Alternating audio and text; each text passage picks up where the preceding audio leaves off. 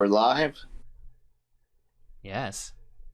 Okay, we're just gonna make this nonchalant, get things started. Show. Sure.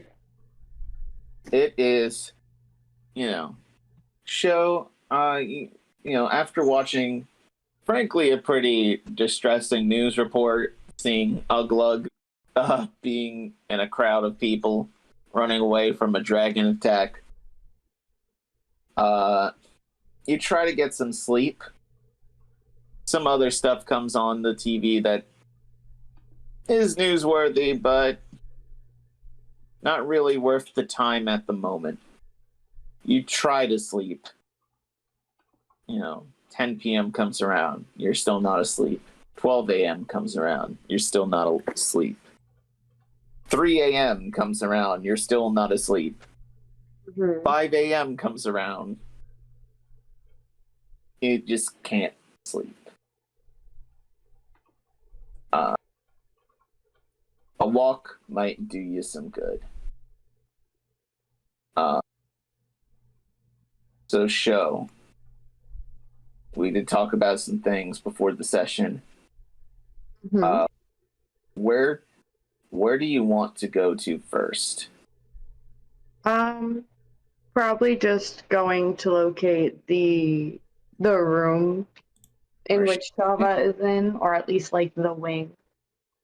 Okay. Like he doesn't physically want to see Shava necessarily. He just wants to know where Shava is. So in the hallway, there's, it's 5 a.m. Personnel is now just sort of getting up. The night guard is sort of finishing up their shift. And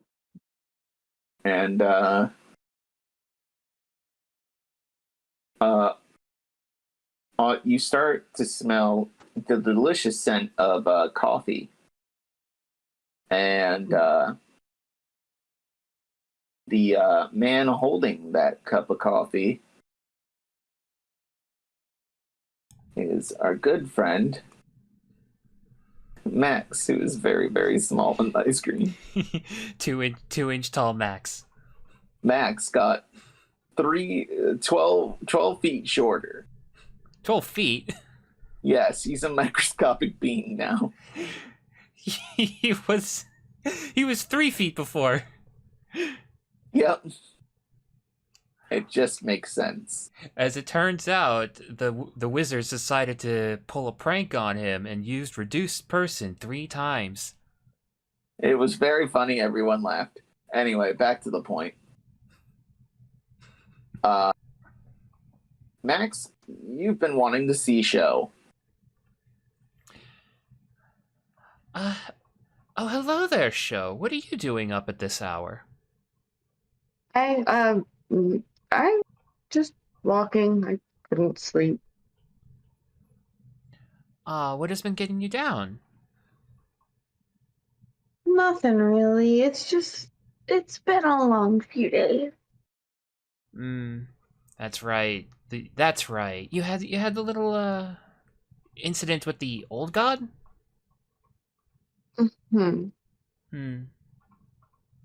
Sorry. I'm sorry about your friend. I'm sorry about your friend, sir. Would you like some coffee or tea, perhaps? Sure. I'll try some. Very good. Very good. Come along with me. I'll show you the way to the Cafeteria. Thank you. My brain shut down. I'll take you to the cafeteria. Show just kind of toddles along behind him. Yep. And here we are, the cafeteria. You have the bar area if you decide to have something a little stiffer. A fancy cafeteria. Oh yes, we try to do our best for the company. You know, a happy employee is a happy company. I suppose, but This is a lot.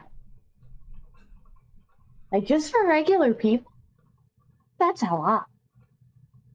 And he's just kind of looking around. He's kind of fascinated by how nice it looks. Yeah. This place looks super nice, and the men who are here, the crew members here, they're all bandits. There's not a lot of people in formal attire other than Max. Most of the crew are wearing scrap armor. It's like if a bunch of Wasteland Weekenders went to a formal 1920s Art Deco Great Gatsby party. Hmm. Is the best way to describe this place. Okay. So what would you like to drink, Show? I don't know. The coffee? You offered coffee? I'll take that. Very good. Max goes over to the bar and orders a cup of coffee. Joe's ears are just kind of going everywhere as he hears a clattering of a dish and a part of a conversation, and his ears are just kind of going, and so is his head taking everything in. Yeah. So, as you're taking everything in, you got people of all sorts of walks of life around you. Breakfast is actually being served at this time. Really, it is, despite the good looks on this place, it looks like the only thing they're serving for breakfast this morning are just really bacon and eggs. Okay. It's kind of like when you go to one of those hotels, they always offer free breakfast in the morning. Moss eggs that taste weird. Yep. It's a continental. It's the only way I can describe it. Just the eggs made on moss that always taste weird. Yeah. Not eggs now. Not what I was thinking, but yeah, sure. This probably isn't the only cafeteria aboard, but this is the one that Max took you to. This place is the size of a town floating in the air. You mean the entire Boros ship, right? Entire Boros ship. Yeah. So this might be the only cafeteria, but it's the one Max took you to. It's the closest one, probably. Yeah. So, Max, there was something you were going to ask Show. Yeah. Yes, he is. He comes back with coffee and some eggs and bacon for the both of them. And forgive me as I'm trying to find my own notes, because I could have sworn it was right here.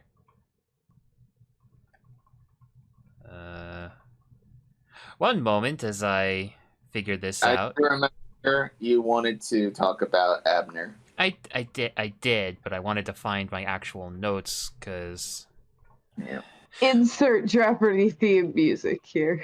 I don't think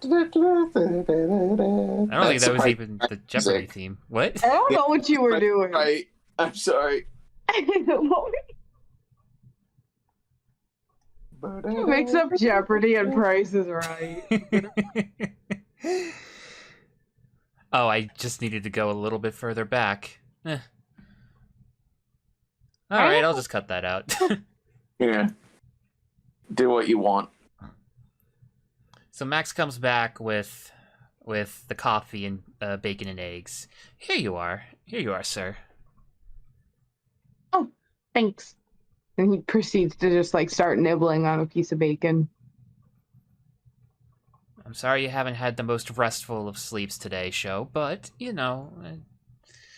it takes a bit of getting used to into a new ship, not to mention your current predicament. Could always be worse. I suppose it can be. Max takes a sip from his mug.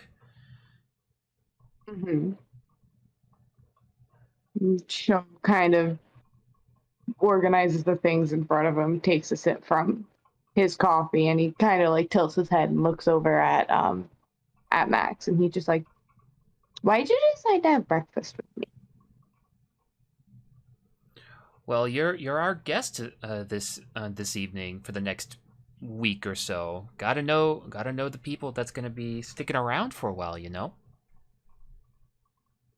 I mean, I guess, but I don't know. I'm just not special or anything. If you want to talk to somebody special, like Bubbles is special, and Shava was special, and everybody else is pretty special. How much more special do you believe they are, Sho? I just think they're cool. He's kind of trying to downplay the fact that he does not find himself. His mind what? He's trying to downplay the fact that he does not find himself very special, but right. It's fairly obvious. Yeah. Max just kind of lets out a little kind of thing. All right, I suppose so, but you know, I take some interest in the people that come and go in the Boros company ship, and I wish to know a little bit more about, well, all of you in a way. Sho, you where were you from before this? Hey DM, what was the place I was from again? Ramal. Ramal. Okay, I can never remember the name of the place. He kind of fidgets in place a little bit, and he's just like, "Well, I was from Ramal. I have my mom and my dad, and way too many siblings to count, actually. And that's where I'm from. It's not really anything special. I was just one of many, many, many kids."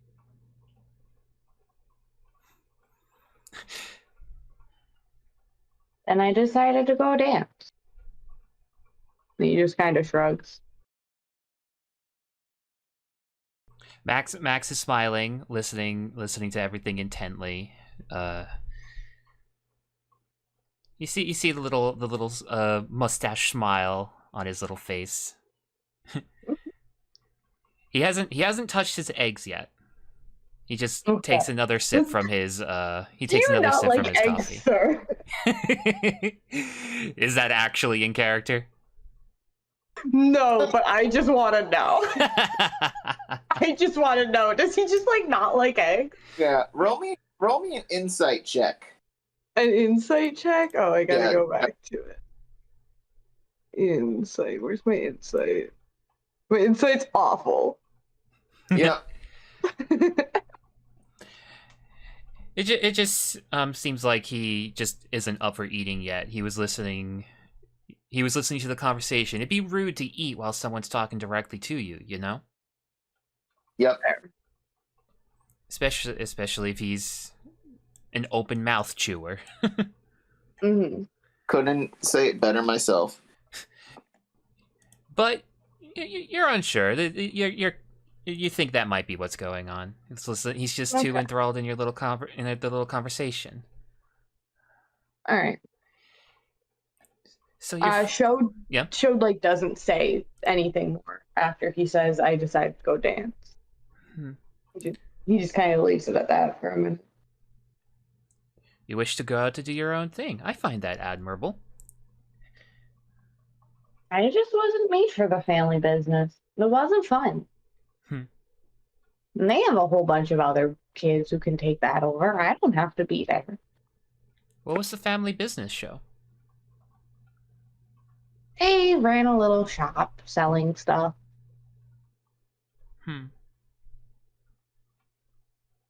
Being a merchant just wasn't my thing. And he shrugs again, takes another bite of the bacon. Forgive me, Connar, despite the time we had, I haven't figured out a way to go into this, so just give me a moment as I'm racking my brain. It's, if you want to just cut to the chase if that's the way you want to go about it. That's not exactly Max's style, but Information is needed, so time to cut. We're gonna cut into it. So you worked in Ramal. Did you interact with an Abner by any chance? Joe kind of visually cringes at that name and his ears flick back a bit, and he's just like, yeah, a bit. Dreadful fellow, isn't he? Awful. Mean. Glad he's gone. And that last part's just kind of muttered under his breath. I think I missed that last part. Glad he's gone. Mean person, glad he's gone. Interesting that. I don't believe hold on, DM. Has the news gone out of Abner's death yet? It's been a bit. It has been a few months and you haven't received any communications. And there were some transactions. A lot of times he would keep buying more slaves from the Boros company. Mm-hmm. But he's been a bit radio silence for the last couple of weeks. So it wasn't exactly definitive, if not for Noroa's phone call just days before. Yeah. All right. So, moving on back a bit. Yeah. Gone, you say? Yeah. Last I heard, he was dead. Interesting that. I haven't heard any such thing. Really? I thought he interacted with you guys a lot. Oh yes, up until several weeks ago. I thought you guys would have known. You would think so, but Abner was a very fickle fellow. He would always just go off and do his own thing. He barely even ruled Ramal. Well, you're right there. But, nay. Things happen. Yes, things happen. Certainly, things would happen after I get a phone call from Noroa talking about how she's ready to kill Abner. Did she call you? Yeah. No, she did. Sorry, what was that? I didn't know she did that as he starts to nibble on another piece of bacon. So I simply want to ask what might have happened with Abner, because seeing you with Bubbles, I've heard plenty about Bubbles and the others from Oglug, so I can't help but feel you might have something to do with what happened with Abner. Joe just shrugs and he's just like, he used to own me. Like, just kind of straight out says that. Is that right? Well, yeah. I used to dance and duel for him. And then I ended up running away. That's how I know the guy. And then I ended up with the group. Max, roll me an insight check. Certainly. 17. I did that as a GM roll. Whoops. It's fine. I'm going to turn that off. There we go. Max, you're able to tell that's kind of not the whole story. I want y'all to know half the reason why I'm being so vague is because I can't remember some of the finer details straight up. There was the group you were a part of in between. Yeah. And okay, that's what you're referring to. I wasn't referring to that group. I was referring to character. That's what I mean. Yeah. In character, Danny, forget I said anything, but something sure is suspicious. There's a little bit of a, like, surely there's something else you did in between. I'd like to roll a history check, specifically anything that might have happened to Abner within the past year. Roll it for me. Bada boop. 24. Holy shit. Yeah. Abner did have a raid on his ship while he was out and about. A lot of his slaves were broken out and released. He claims it might have been members of the Blind Resistance. Mm-hmm. So. All right.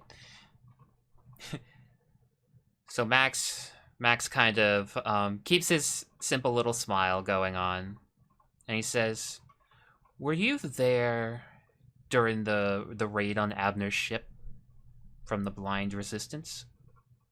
I know I'm gonna have to roll for it because I'm about to fucking lie. So should I roll first or lie first? Say your lie and then do your roll. All right.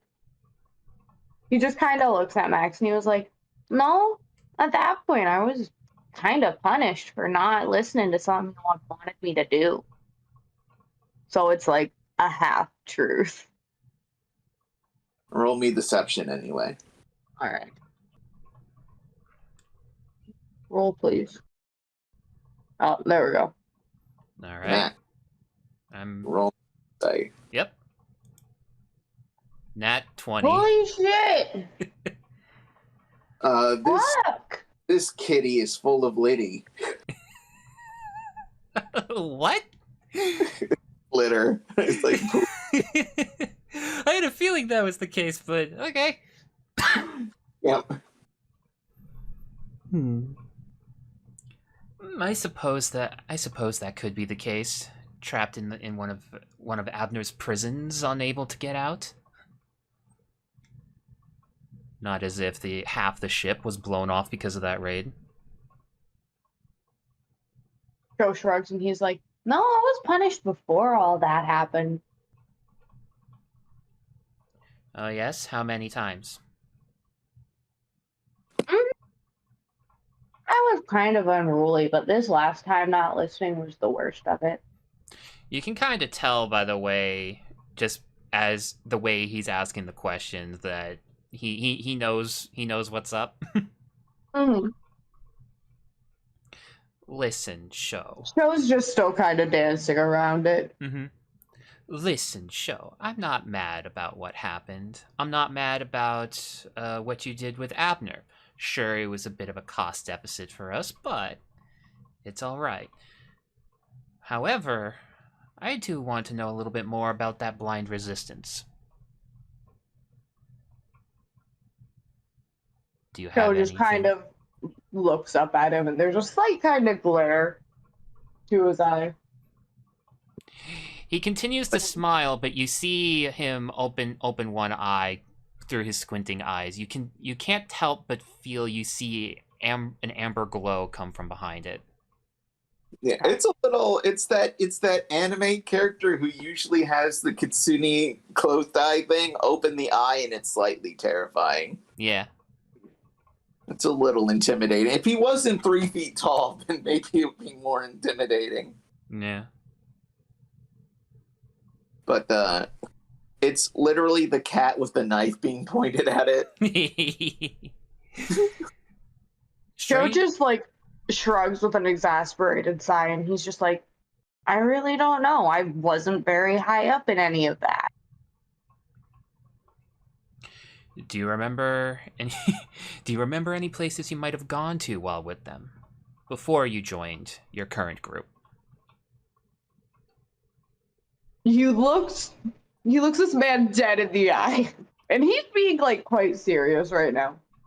He's just like, "I have been so many places over the last few years that I honestly can't remember places I've been."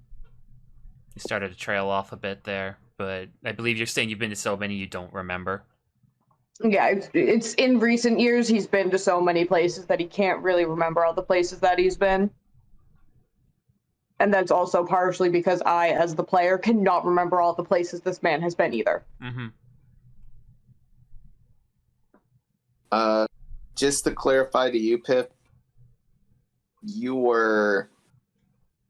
really only did like 1 or 2 missions with them, and your second mission, the one to Bridge End, ended in such disaster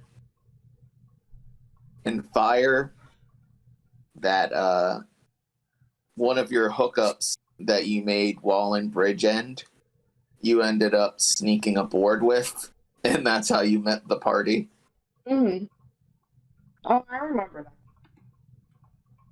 But he cannot even remember the name You're far from the mic. He cannot even remember the name of Bridge End. Or the guy Yeah, he can't remember that guy's name with either. I think his name was Brian. It was Denny and Brian, I think. Yep. Anyway, Max gives Show. He's continuing his little coy glare. Thinks on it for a moment. I'd like to roll insight for a sec to see if there's much more he's going to get out of this. Go ahead. Boop. 21.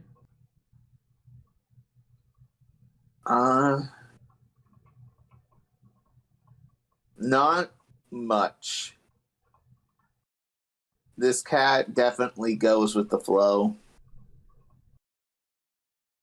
And definitely doesn't make connections with people for very long, from what you can tell. This is like the longest connections he's made with people is with the party, so. Yeah. So. It's very much, even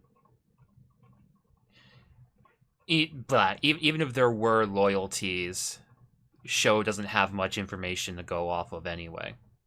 Yeah.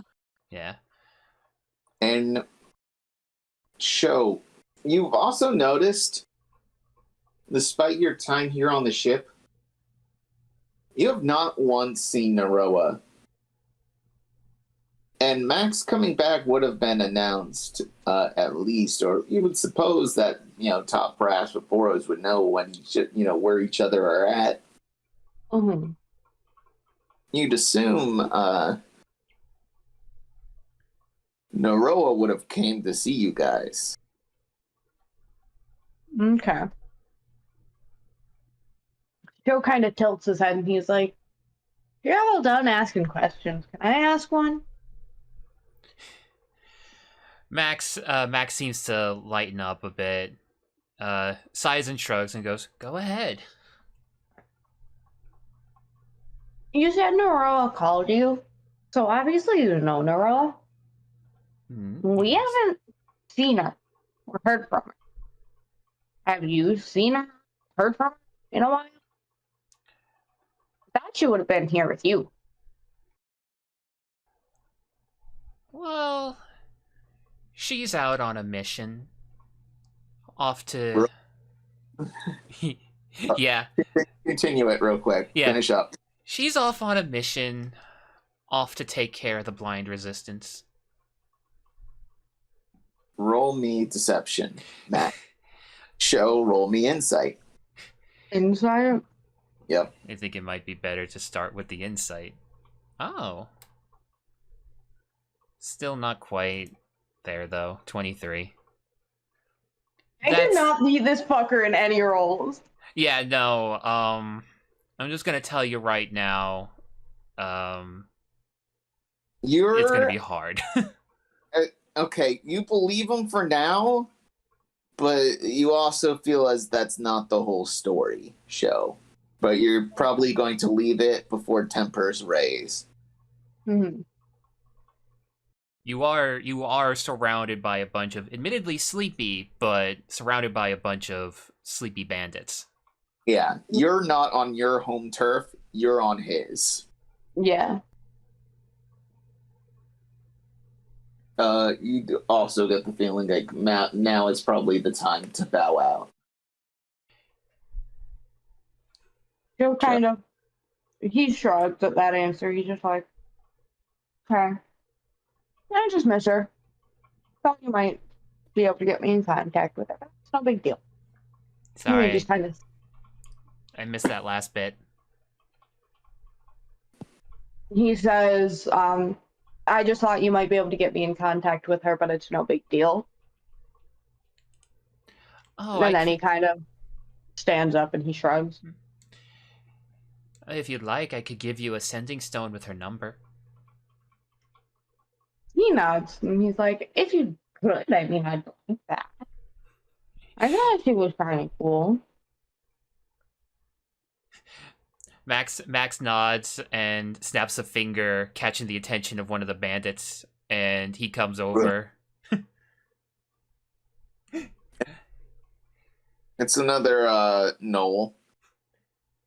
Different than Dice. Pilsy, could you give me your sending stone, please? Sure thing.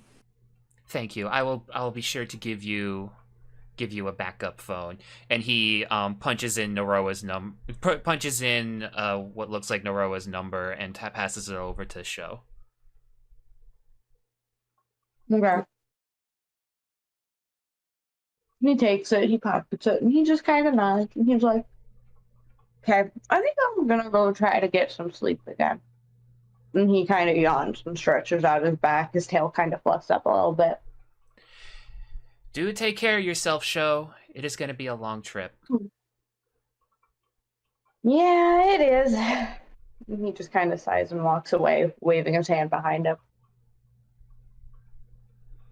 All right, Sho.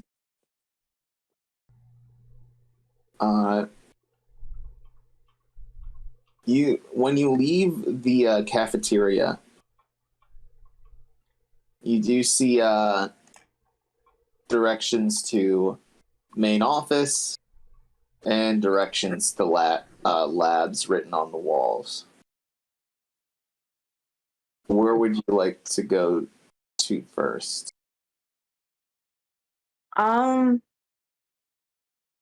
Labs, I guess. All right. And he's just sort of peeking in windows, not lingering in any place too long. All right. Roll me a survival check real quick, Sho. That's a 6. Yikes. All right, Sho, you get lost for a bit. Bet. You're heading towards the labs. These signs. Yeah. 4th floor, right? Mm-hmm.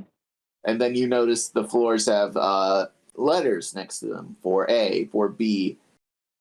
And you just keep navigating elevators and stairways till sometime around 9 a.m. Hmm. You have managed to make your way to the main deck. Yeah. And there's a man sitting in a chair looking quite distraught. Just a random man. Just a random man.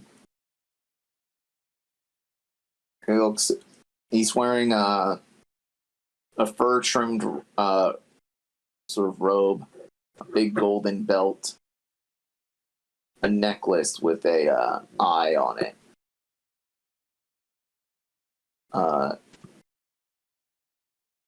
Big bracers, big comfy pants, fur-trimmed boots.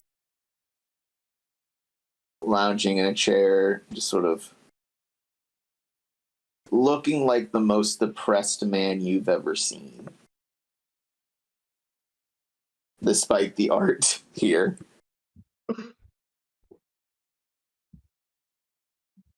Joe kind of like tilts his head to one side and he's just like, are you okay? Can I help you?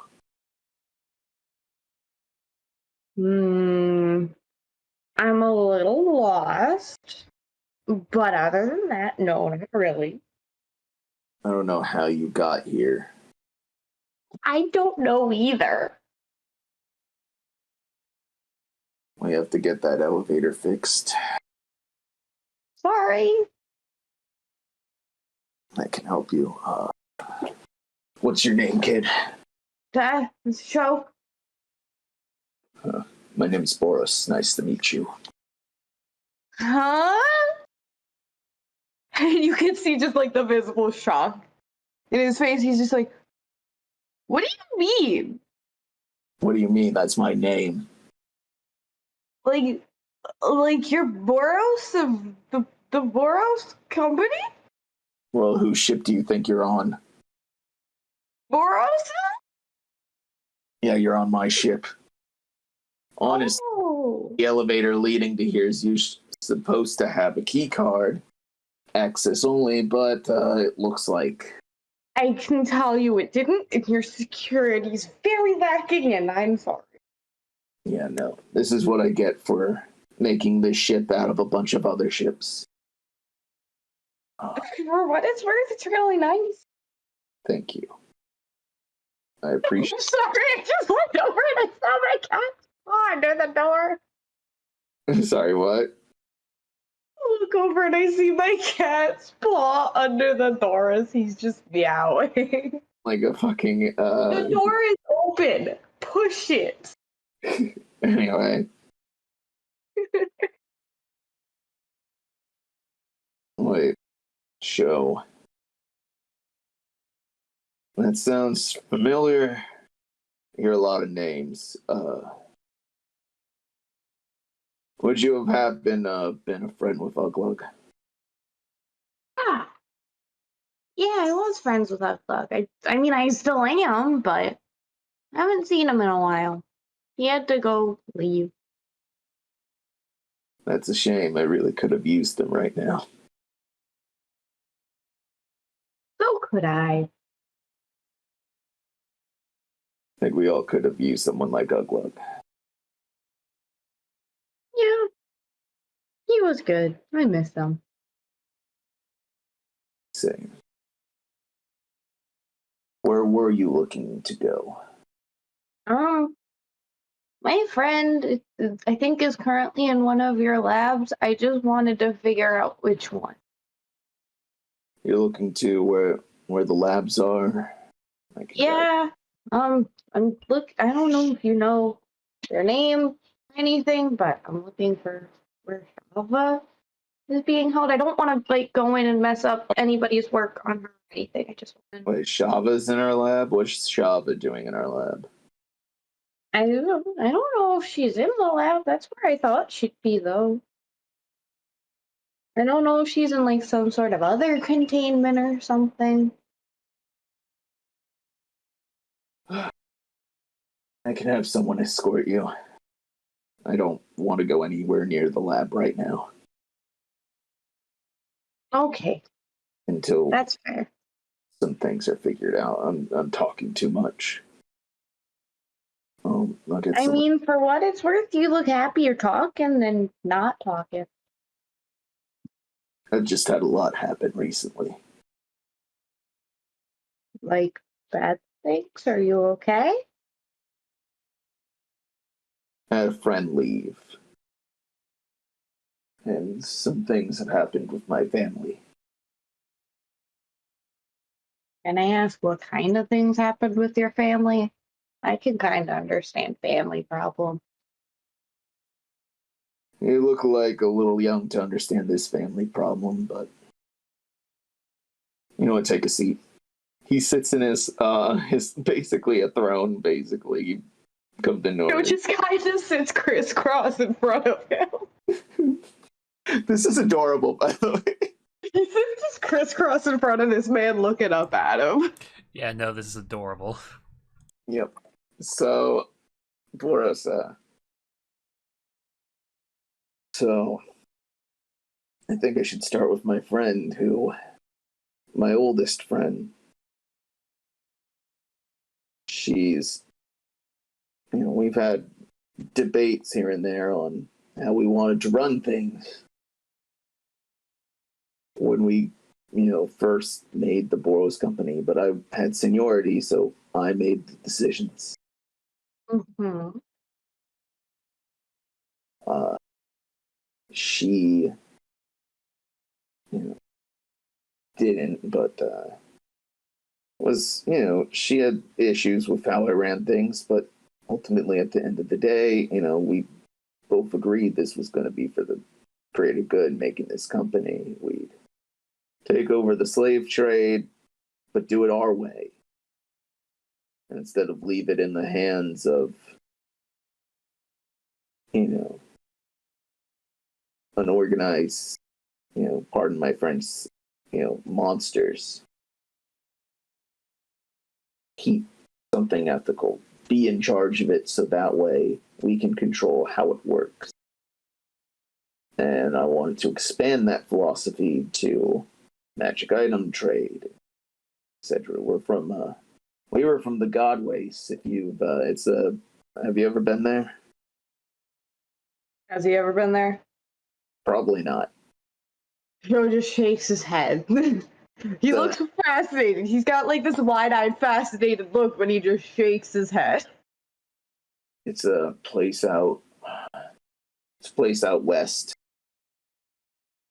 It's kind of lawless. There's, out here in the rest of the world, you'll see a dead god every couple of miles.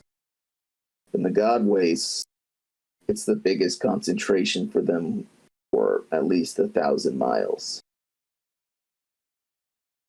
I came from a tribe out there, got scooped up when I was a teenager and forced onto a slave ship. And I can't tell you my whole life story. I'm sorry, I'm getting sidetracked. Okay. Well, anyway, my friend, she left. She went and joined a rival group. And I feel a little bit like it's my fault. Ah. Well, it is kind of hard to lose a friend like that, especially if you've known each other for a long time. One of my best friends tried to kill me a few times. He just says that as if it's the most casual thing in the world. I mean, I don't want to make your issue sound light, but I kind of wish my friend did. At least it would have been easier to process why they would have left. It's also easier to be angry, I guess, with that. But I just wanted closure. There's still a chance for that if agreements can be figured out and if you guys can just talk like normal people. I think we're a little beyond that at that point because they've also hurt some other friends of mine, but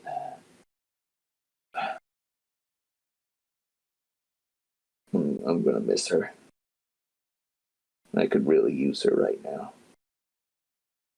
Her help. Yeah, I And can then, understand that. because on top of that, I recently lost my child. You can see Show's ears kind of go back and he kind of pouts a little. He looks sad about that one. Me and my wife were really excited. The egg was laid. We taking good care of it, and then one morning we woke up and it was cracked, and it was stillborn and leaking this black smoke. And she got upset. She's left. No. On one hand, I want to go after her. On the other hand, I don't really know what to do. Or what to say. It's a lot to process. I can understand being upset about it. That's kind of what existing is getting upset about stuff like this. But I think once you take time and find an answer, figure out what you think is best for you to do with all this, that you don't necessarily have to be sad anymore.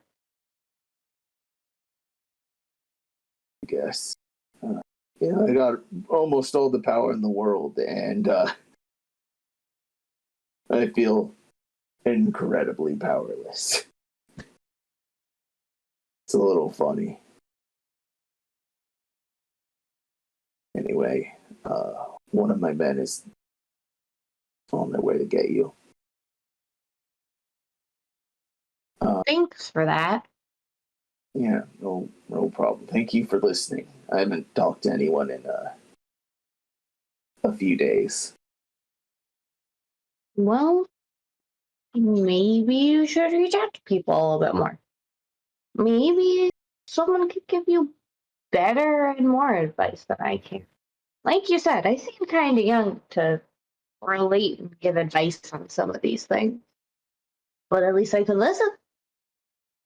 Maybe somebody better equipped can give you more advice or better advice. You just gotta talk to him. And he says that with like a little shrug. His tail's flicking behind him. Yeah, despite everything,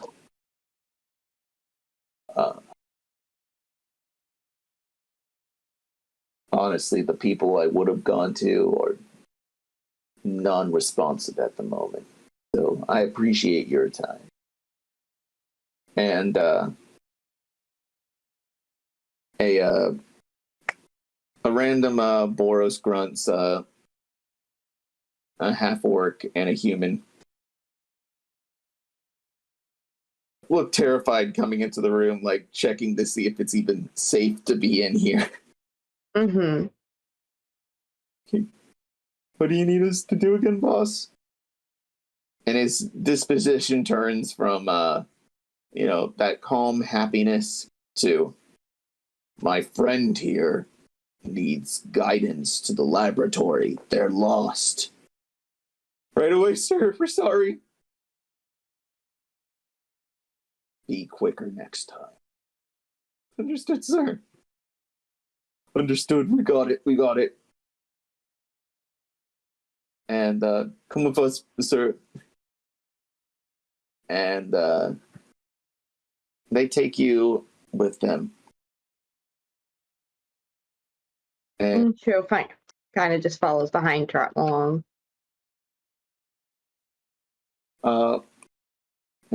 They guide you through the ship, through corridors and passageways, taking you via different elevators, and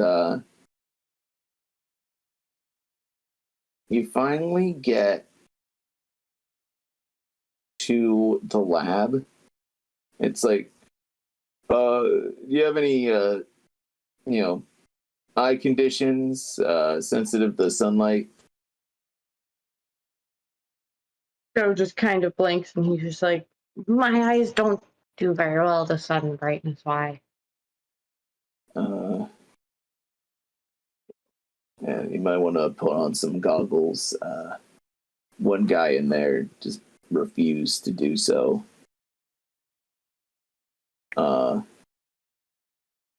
You should be safe looking in, but I wouldn't look at it too long. It freaks me the hell out every time I go in there. Right. I'm just looking to see if my friend is in there.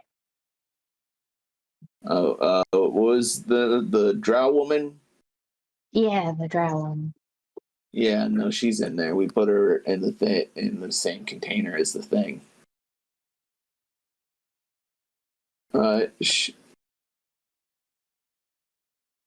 So you go in,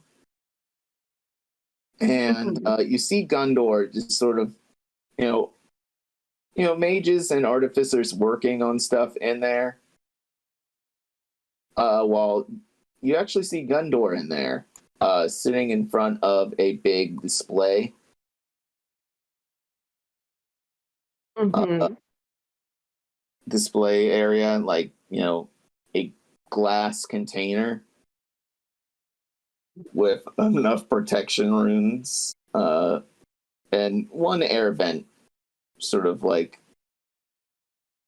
going through to make at least some air is going in there. But upon going in, you see Shava has been thrown into the same container as this horrible, writhing, chained up bag of, essentially flesh with pulsating eyes and faces on it. Mm-hmm. And the face looks familiar. And, but you're not sure yet. Gundor's in here. Do you want to talk to him real quick? Or no? He looks... No, not really. Because he doesn't want to mess with what anybody is doing. He just kind of wanted to be like, oh, okay, I know where Shava is, and leave. So right before you go through the door, you get a huge headache. Mm-hmm. And your boy, everybody loves him. Say hello to No. So you hear Fester's voice. Thank you, Show, right where I needed to be. I want to thank you for your assistance. You've been a doll. Gotta love you, kid. We had our ups and downs, but it's been swell. Thanks for the assistance, kid. And don't worry, you're not gonna need to use the furnace on me to get you out. I'll take my leave. And out of your mouth, Show, comes this splotchy white, black, and magenta fuchsia sort of glob of flesh. Mm-hmm. Is sort of like, and arms and with eyes adorned on it, just pulsating out, coming out of your mouth. It hurts, Show. It hurts, but not where it should hurt. It hurts your head. Yeah. And you drop to the ground. And Gundor, the guards are like, are you okay? Gundor even takes a look over his Show. What are you doing over there? And you see this thing crawl out of you and just sort of mist up into the vents above. Mm-hmm. And before you pass out, you hear, thanks for the ride, kid. And you black out. And that's where we're going to end this little segment. Fun. Yep. Good times. Fun adventures. Yeah, fun. Horrible body horror. Yay. Gotta love it. The greatest in our casual, fun road trip D&D adventures. All right. Yeah. Show, I will say the last thing you see, Mm-hmm. You're not sure. One last thing of narration. Last thing you see before you wake up.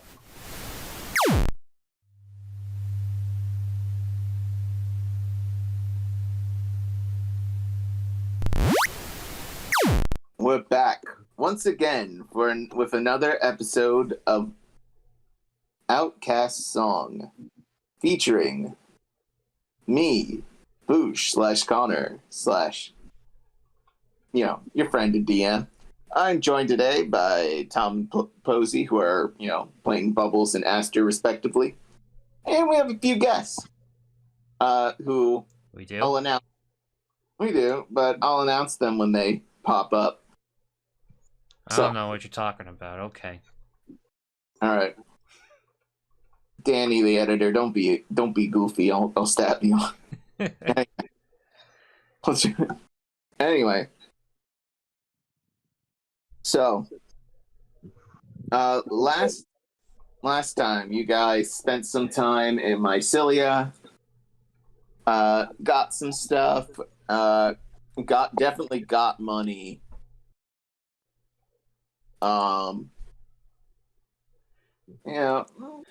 Traveled around. Exploited Esther's mom. Had the talk way too soon. Yeah. She's 12. Yeah, way too soon. Karma.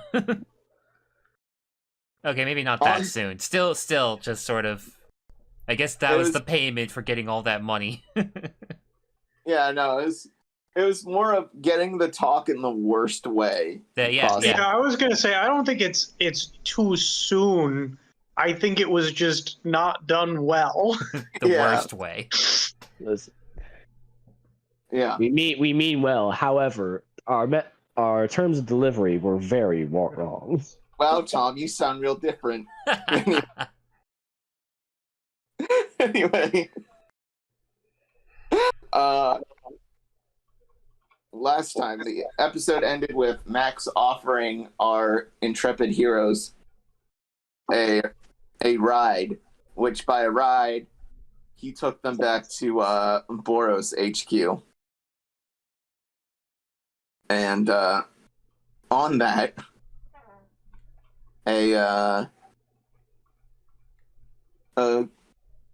you guys, Shava was, you captured. Oh yeah, that's right. You fucking kicked the shit out of Shava, who was possessed by Fester, and basically tied her up while keeping her asleep.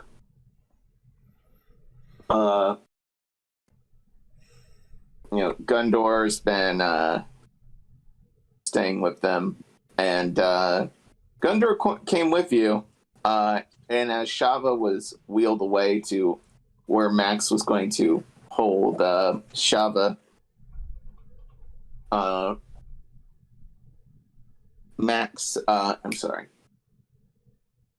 went with them. Then you went back to your room, watched a little bit of world news featuring the likes of John Johnson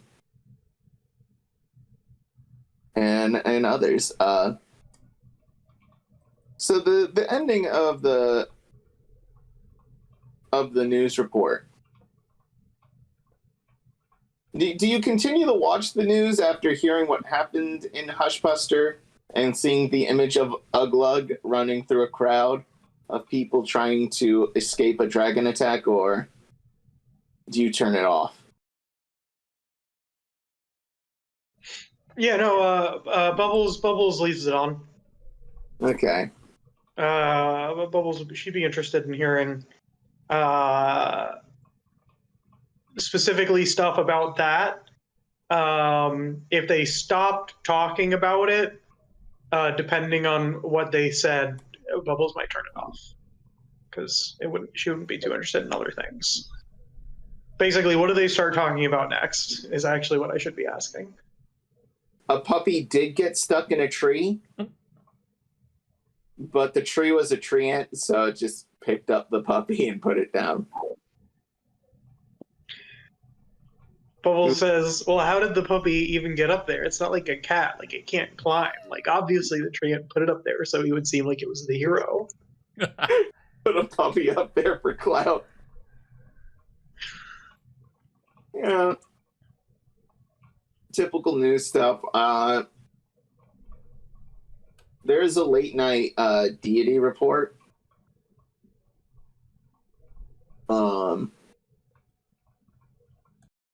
It's a list of current active deities that they play like at midnight.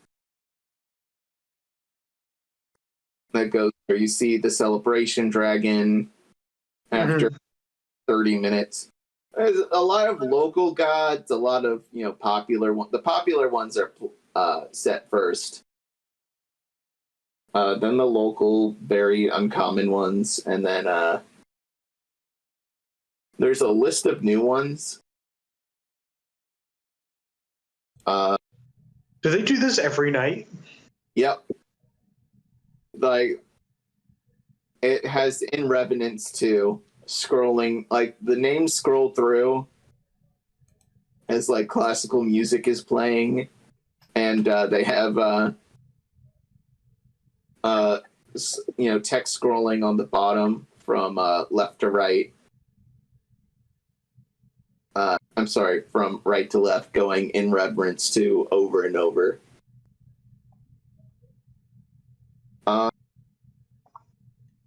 There's not very many, but one you do notice that does sound interesting is you see Boros' name on there. And it's very quickly scrolled through. Mm-hmm.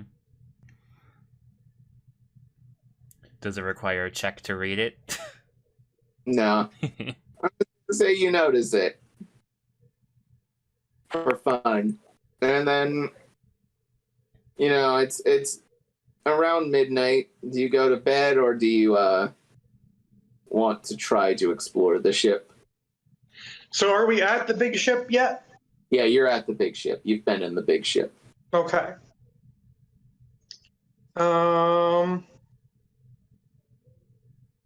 Even had a room for your cabin.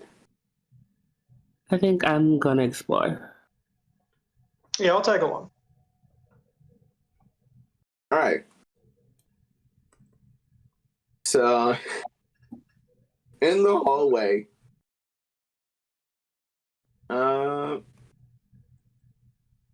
actually, you know what? I'm not going to use Max here. That's fine. Contrary to popular belief. You see, damn it.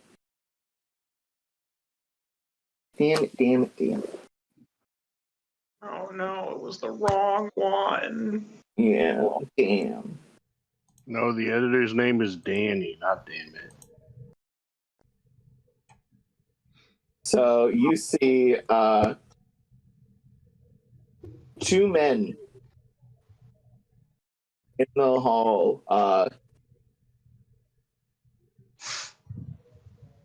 walking with each other. They are both trying to assist each other, trying to drink a simple cup of water. All right, so wait. Do they both look like this guy? Like, do they look the same? No, one is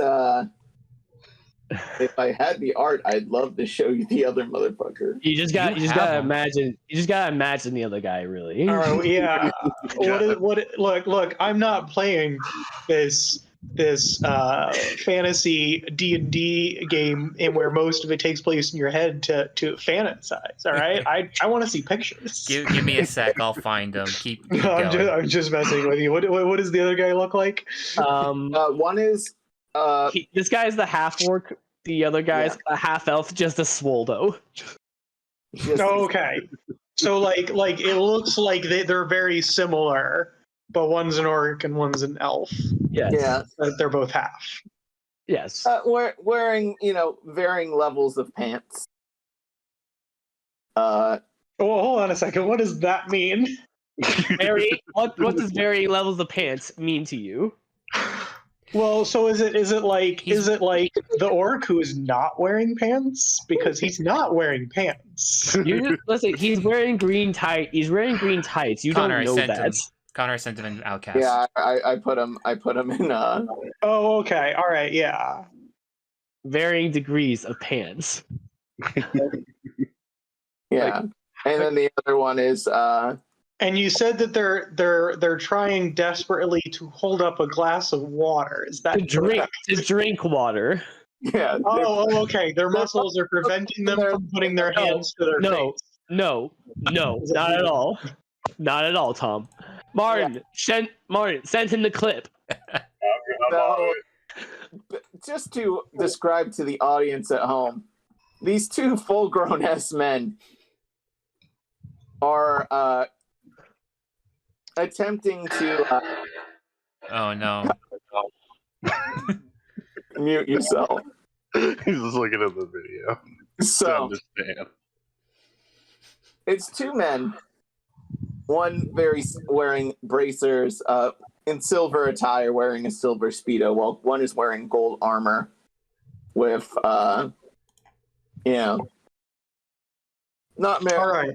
So for the ladies and gentlemen at home that need to actually imagine the video that I just saw, to explain it, there is like a water dispenser, and they are trying to put their hand in it in order to get the water out, and their hand is probably just either too large or they're not dexterous enough that it keeps getting water all over their hands.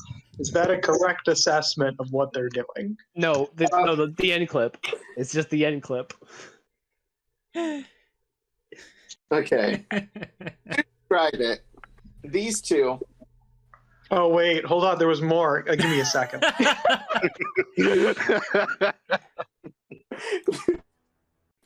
Danny, we're going to cut out most. All right. For the ladies and gentlemen at home, what I have just witnessed is Hey, Austin showing up later. Keep it in, Danny. they went to go drink from the water, but they spilled it. But the other one was ready underneath the person to catch the water, and then they take turns doing this because they don't know how to drink water. Am I understanding this correctly? About right. All right. Who is currently the one on the bottom getting ready to be hit with the water in order to... It is the one in silver. Okay. The water stops just in front of his face. I reach up to grab it with my mouth. Bubbles moves it out of the way. I keep going. I would like to roll stealth. Okay, I roll. Do I have to roll? Do I have to roll a dexterity check to drink the water, Connar? I would like to roll a stealth and use the shape water spell to keep moving the water just out of their reach. Make this a sleight of hand. Okay. Give me a second, because I actually just got a new ability with my level up about sleight of hands. Let's see here. Ashter, you're some of the stupidest shit you've seen on the goddamn planet. All right, I got a 15. All right. Do I have to roll a? Do I have to roll? Yeah, perception. Perception or a dex save? Well, this is just to see if you notice that I'm the one doing it. Yeah, you're. But I'm gonna give the win to Ben. Whoa! We should re-roll. The modifier is higher. Nah, we never do it based off of the modifier. Unless it's dex. Time on this bullshit. Anyway, you're not gonna let me torture these two poor souls. We're thirsty. Yeah. You all right. So I'm trying to remember the fucking names of these two. Johan. Yes. You're about to catch the water, but the water stops and then starts floating. Oh no! By away, following two girls who have just passed by you two that you didn't really pay too much attention to before. The one in it seems like it's following the one in red. One, you're like ready to get the water again. Girl in red. Why must you not take my thirst? Brother, what happened? Did you get the water, Brother, the water ran away from me. What are you talking about, bro? The water has no legs. It cannot run. Bubbles moves the water up directly in front of his face. I try to take it with my mouth again. Bubbles lets you have it because I'm assuming that means you're gonna slam into him. No. All right. Yeah. Just like headbutt each other. Oh god. Connor, what happens? Roll me intelligence real quick, both of you. No. Saving throw, or No, just click on your. give me a minute.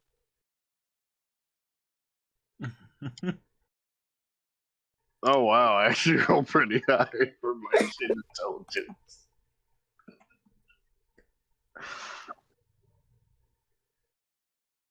Despite being a dumb brick house.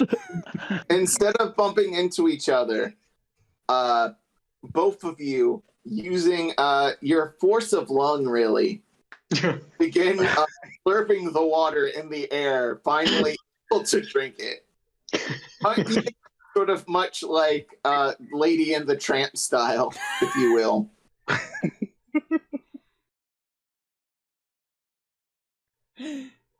Bubbles turns to Ashter, and it's like, hey, this is. I wish I never witnessed this. What do you say? I wish I never witnessed this.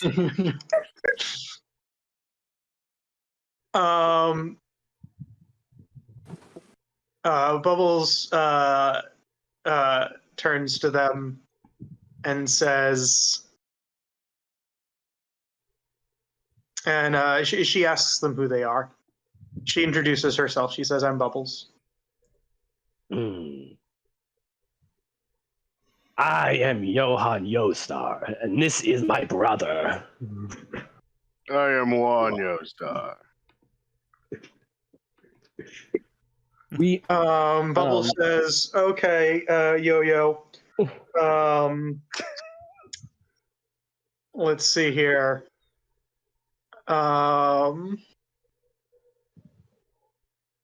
Yeah, Bubbles says, yeah, I'm just gonna call both of you Yo-Yo. Is that okay?" Brother. The two of you. You have a yo-yo? I love those. I always get them wrapped around my arms. I can never walk the donkey. It's a hard trick. So are you like some of Boros's higher ups? You just soldiers? You seem different from the normal soldiers I've seen walking around.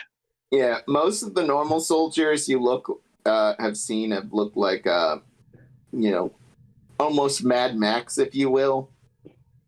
These two are wearing the fanciest clothes. Other than Max, have the fanciest get-ups. Even if they are scantily clad, they're still like, one is pure silver and the other is almost pure gold, which are, different compared to like the scrap armor and leathers that you've seen and hides that you've seen around of most of the people who work here. And out of character question, what was the melting point of gold again? Wasn't like gold could like melt in your hand or something?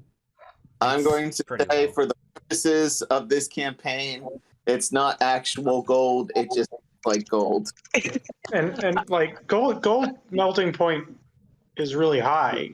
Like, I mean, like not by like metal standpoint, but like, yeah, it's like it's like 2,000 degrees. You're fine. It's just a soft metal that you can if you push it hard enough, you can.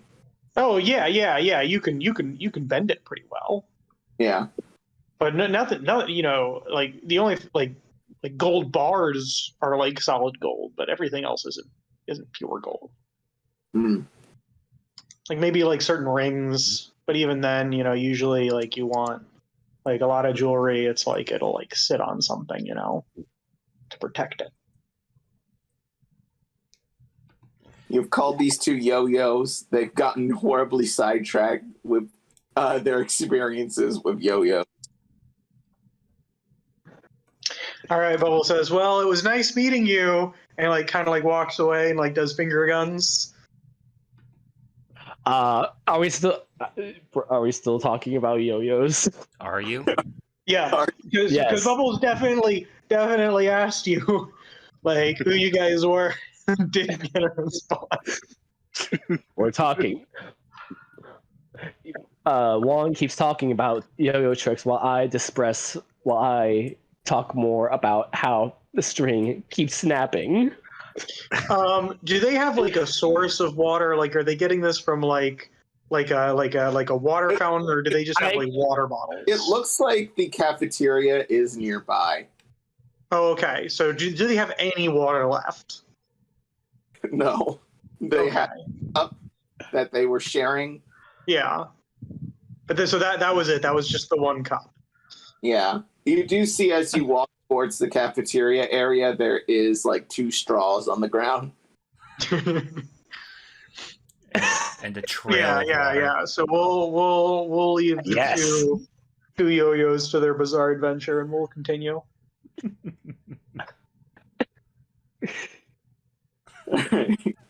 Amazing. I've been smiling this entire time. My face hurts.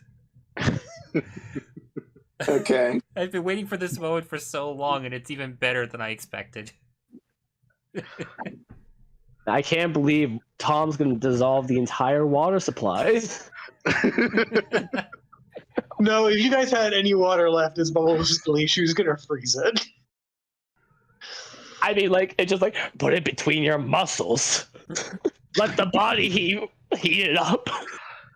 So you get to the cafeteria, there's like janitors cleaning you up. It's like, what are you doing in here? It's closed. We only let those 2 in because, they're one of Boros's top people. Bubbles is like, yeah, that checks out. Cool. Yeah, it's closed. There's no food. Go back to your room. It's midnight. Who is this person? He said it's just like a janitor. Yeah. Bubble says, why do you can tell me what to do? What do they do? Those are the boys. No. Why do you think you can tell me what to do? Because I'm the janitor. I really make shit run around here. If it weren't for me, there'd be shit all over the floor. You would have slipped on someone's coffee if I hadn't cleaned that up for you. You could have slipped, broke your neck, and died. And then this poor little girl would be motherless. Pointing to Ashter. Yeah. Yes. I'm already motherless. Hey, that's not my problem. Don't tell me your story. I didn't ask. Well, what's your story? Bubbles asks. 3 hours later. Yeah. Roll me wisdom saving throws. And one musical montage. I got a 13. Ask. Just a minute. Yeah, no, you both fall asleep. Uh-huh. You wake up. And it looks like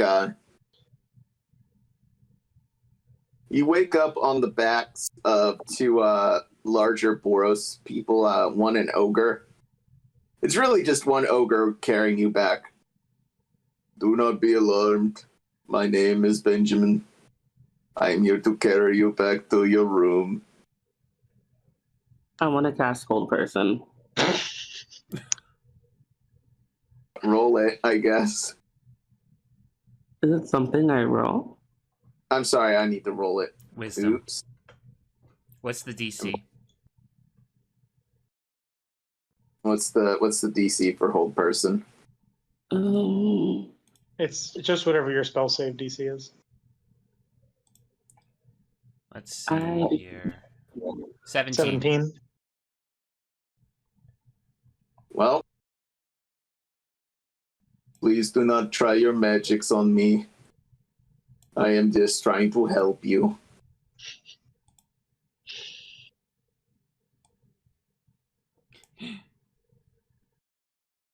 Are they actually in the hallway they were at before Yeah. they fell asleep? Yeah, he's just...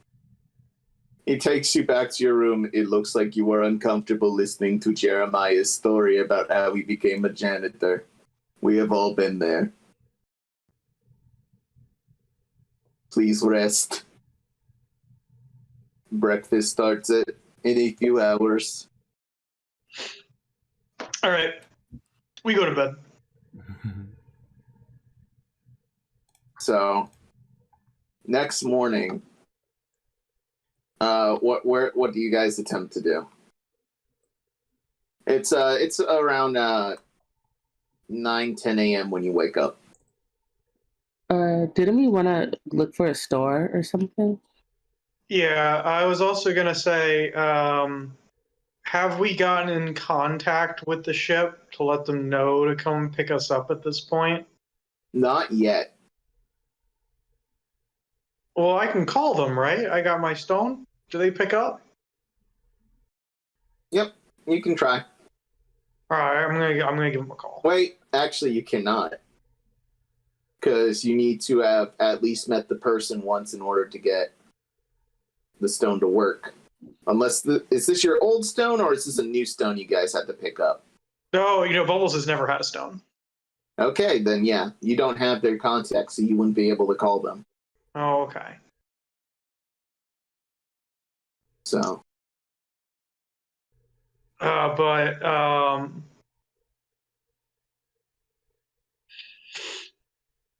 yeah, we should also probably check on Shava. So that not in the store. All right. And then the long-term goal is once we've determined that Shava is safe and stable, will then be to meet back up with everybody else. And hopefully we can get her cured. All right. Going through the halls again.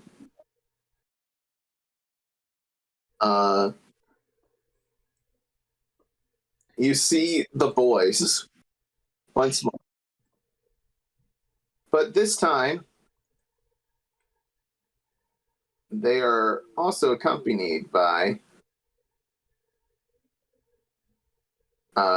Max.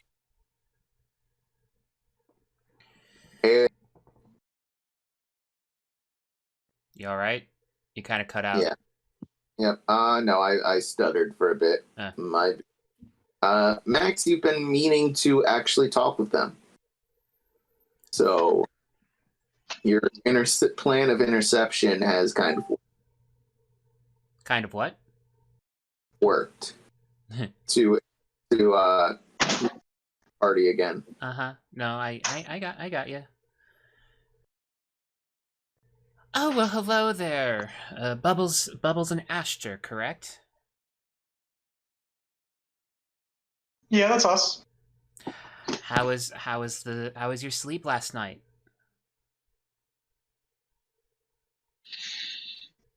Delightful.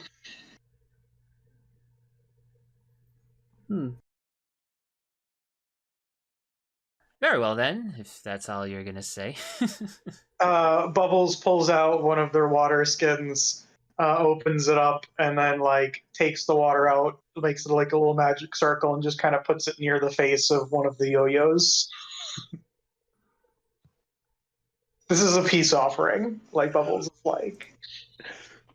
The peace offering. Yeah, so Bubbles is offering water. Mm. Do you accept? We have not had one of our 3 daily drinks, brother. This is true. And the water, it floats like magic. We accept. We accept. We accept. Yeah, it's just floating there. You guys can drink it. Well, while Juan tries to find like a donut. I just try to inhale it. like literally inhale, like not even try to get into my stomach. The internal mind inside Bubbles, like if the camera were to pause and it just zooms in on Bubbles' mind, is these guys are going to be so easy to kill if I need to kill them. They will literally take whatever I give them. I could fit so much poison in that water. This bad boy can take so much poison.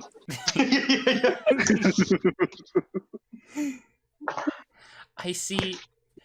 I presume it seems that you two have met the boys.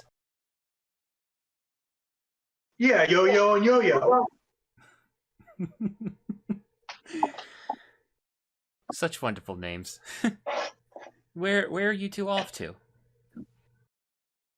We were going to go check on Shava, and then we were going to go see what the local. I don't know if you guys have like a market on board these ships, or if you have what are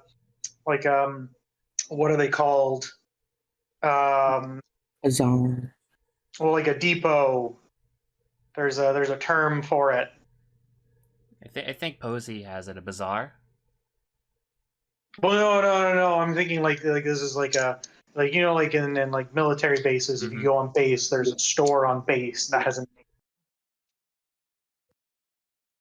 I didn't grow up in the military, so I don't know. Yeah, no. I think that would be a depot. Yeah, it might just be called a depot. Yeah. Well, I believe we do have one, so. Yes, Yeah, I do. Yeah? There is one. It's not on this floor. Yeah. You would know where it is. Yeah. Is Shava on this floor? No, Java is sort of near the floor. The what floor? Bottom floor. Bottom floor. And where are we? You guys are second to top, basically. Like, So it would be quicker to get to the depot first. yeah. All right. You figure maybe it would be best to be their guide to the ship so that they don't get. You cut out. You figure it would be best to be their guide to the ship. Yeah. And you take the boys with you. Yeah. Well, to go find Shava, she is way further down on the ship. It's probably quicker if I take you to the depot first, and then I could take you down along the way. Bubbles turns to Ashter and is like, "What do you think?" Sounds good to me.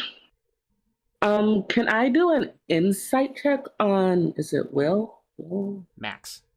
Max. Sorry. I'm Max. Ben, one of our guests, is playing as Johan, the man in silver, and Martin, our other guest, is playing as Juan, the man in gold. So, Max, because what Ashter's mom said would have been bugging her. Okay. Roll that insight. What about it? What was it that Ashter's mom said before? You were asking for too much, and she was wary of you.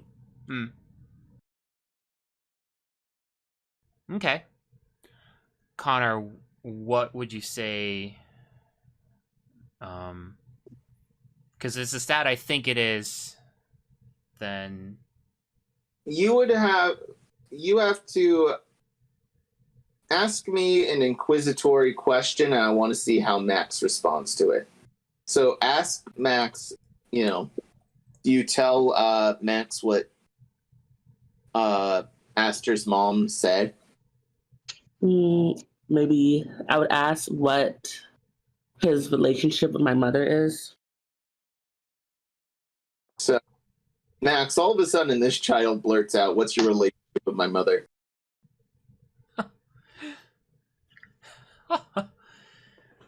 Why? Why? Are you curious? I mean... Well, you're always by her. Are you trying to marry her? Oh, what do you want heavens, from no. her? No, not You must want myself. some- What was that last bit? You must want something. Well, we are business partners, you see. We have business with your mother here at the Boros Company, and we just simply haven't come to an agreement yet. It's not much more than that. Would I know anything from that?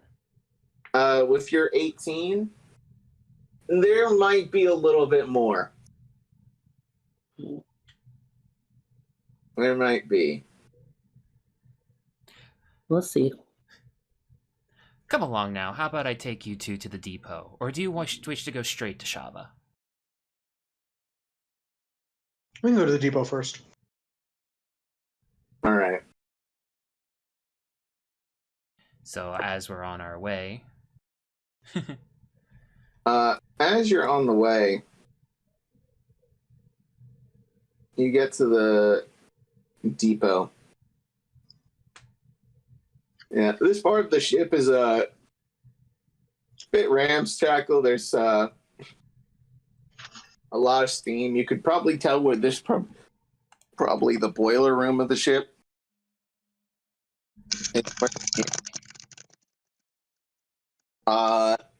You go into a door and Commissary. I looked it up because it was really bothering me. there is a Tabaxi a little bit different than Show? who looks like an orange fluffy tabby wearing a turtleneck and suit and has a beanie. They look like a New England fisherman, if you will. So, what can I help you with here today? Oh, Max, it's good to see you. I've no discounts today, like you said. Very good.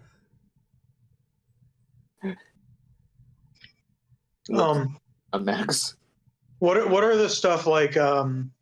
Is there stuff on the shelves? Like, what can I get like a read on the kind of store this is?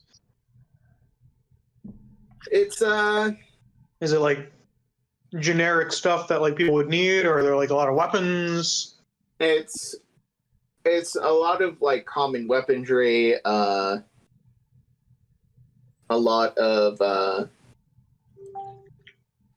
all right, how would I put it? A lot of common weaponry, a lot of sending slates you can buy here.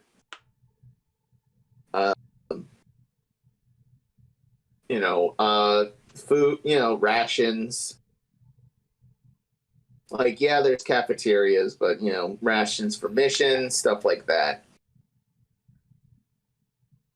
The fact that Boros doesn't supply that stuff to the crew, and, you have to earn your keep around here, kind of sets the picture.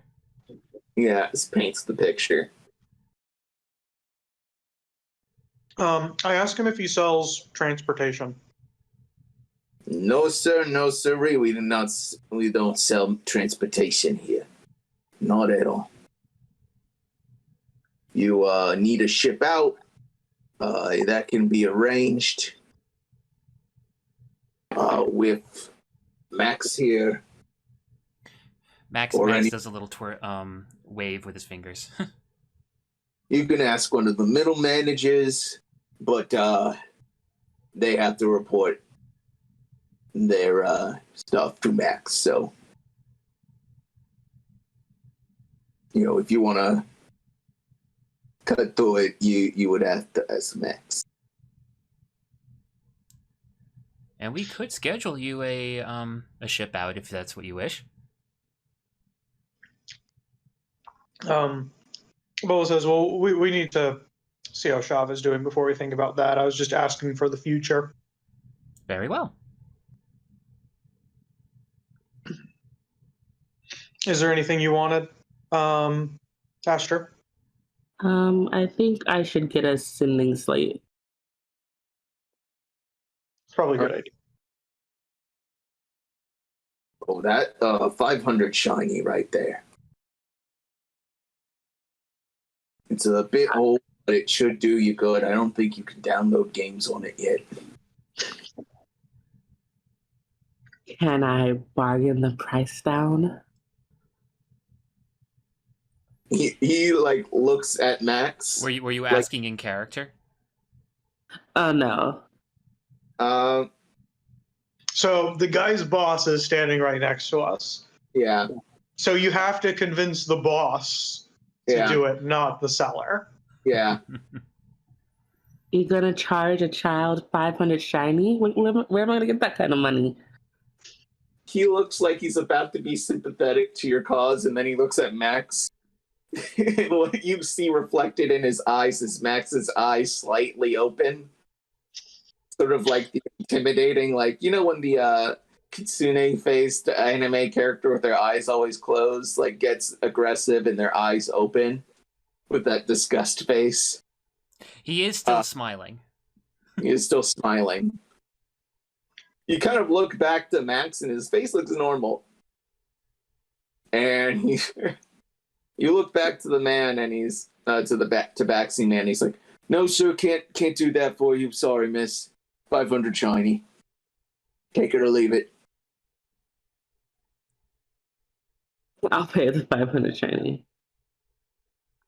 He turns around to grab it off the shelf for you. Everything's sort of contained in it's sort of like a liquor store, if you will. Like, everything is behind glass. This guy stands out in front. There are other guys back there to grab shit off the shelves, if need be. But, and most of the weapons you can buy here are just sort of like simple weapons, like a club or a light crossbow. Nothing like long swords and shit like that. There might be another store on deck. This, the ship's about the size of a town, basically. Yeah, so we went to the general store. Yeah. I don't know. I think getting you a sending stone was worth the time. Yep. Subtract 500 shiny off your sheet. Is that like 5 gold pieces? Yeah. Okay. I just convert everything to copper and then there you go.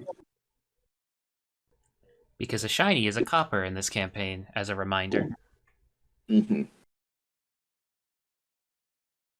Basically, think of it like American dollars.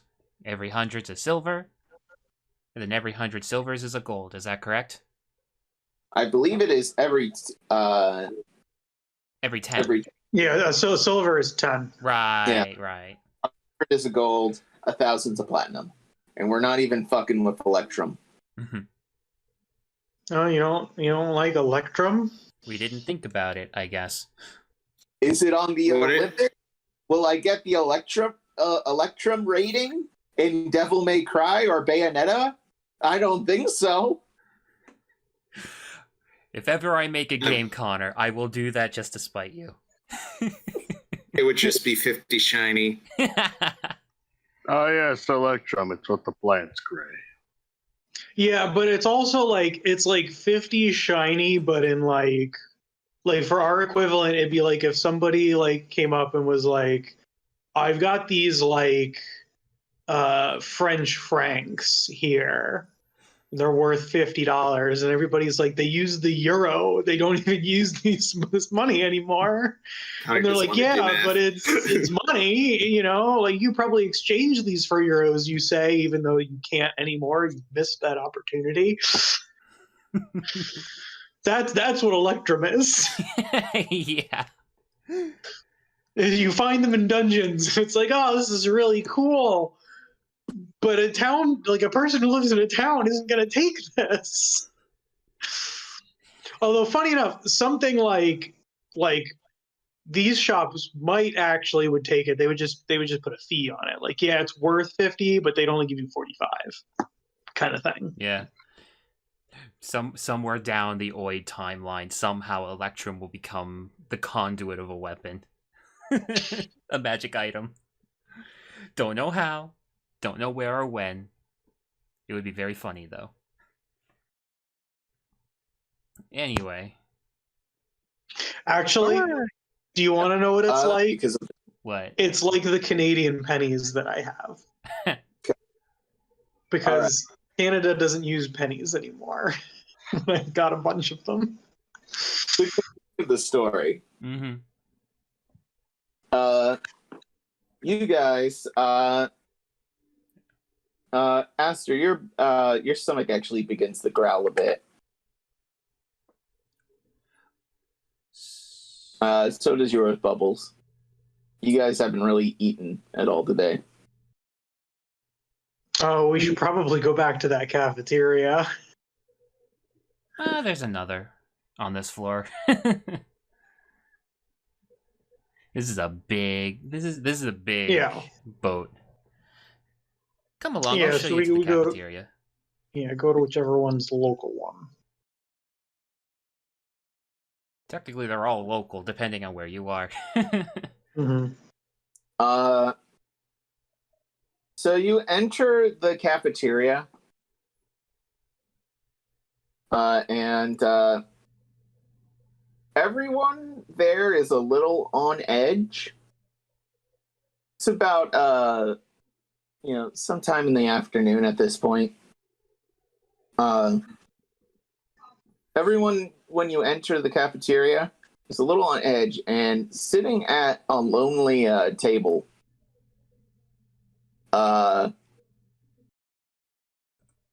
Fuck, if my fucking computer would let me. Bubbles, you remember this person. Ashter, you've never actually met them. You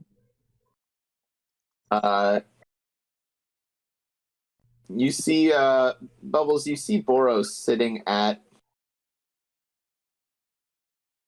a table, just sort of like eating by himself. Max, you haven't seen Boros eat with the crew in quite a while. Is the lady who's the dragon nearby?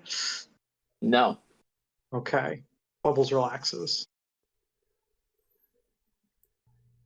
So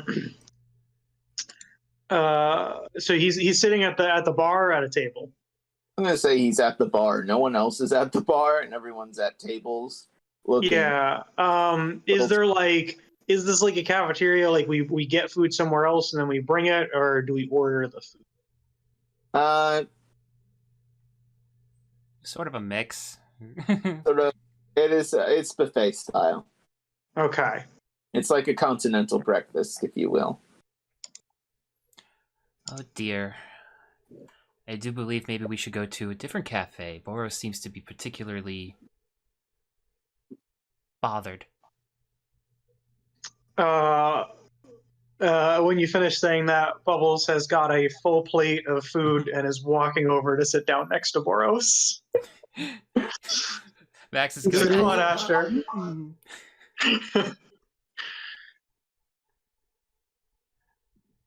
Oh, you're here too? He's eating a sandwich at the moment. Like this gigantic, like, foot-long sub. It's 2 feet long. Yeah, no, this guy's a big motherfucker. Mm-hmm. The bar stool he's sitting on is sort of like waning under his weight. Esther, what are you joining Bubbles or? I'm gonna grab some food and then go up to the bar. Yeah. Try to order some alcohol. Right.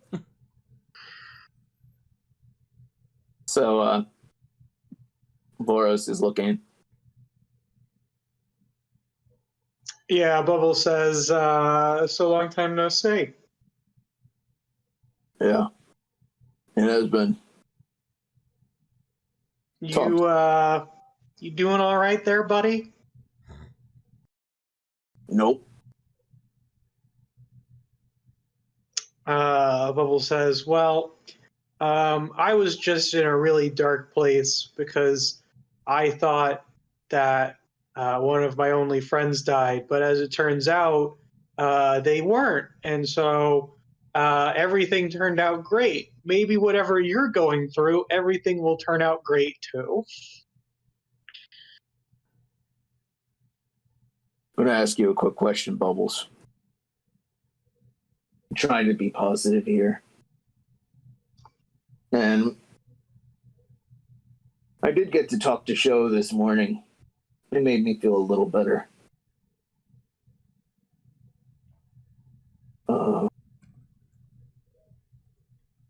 Been dealing with a lot.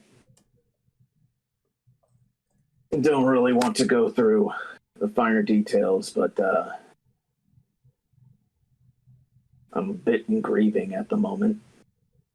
I lost a friend and I lost my child recently, and I don't feel like getting too deep into it. So, I remember your antics being adorable, but I've been trying to sit at the bar, talk to my men who apparently worship me, but are also too terrified to sit near me. So I admire the bravery of you two. I think Ashter is just like, I'll have a whiskey and coke. Ashter ordering at the bar. I'll take a rum coke. Mm-hmm. What would a coke be in this world? Cola. He looks at you. He's like, "What are you, a hobbit?" If that's what it takes to get my drink. Whatever, kid. Here you go.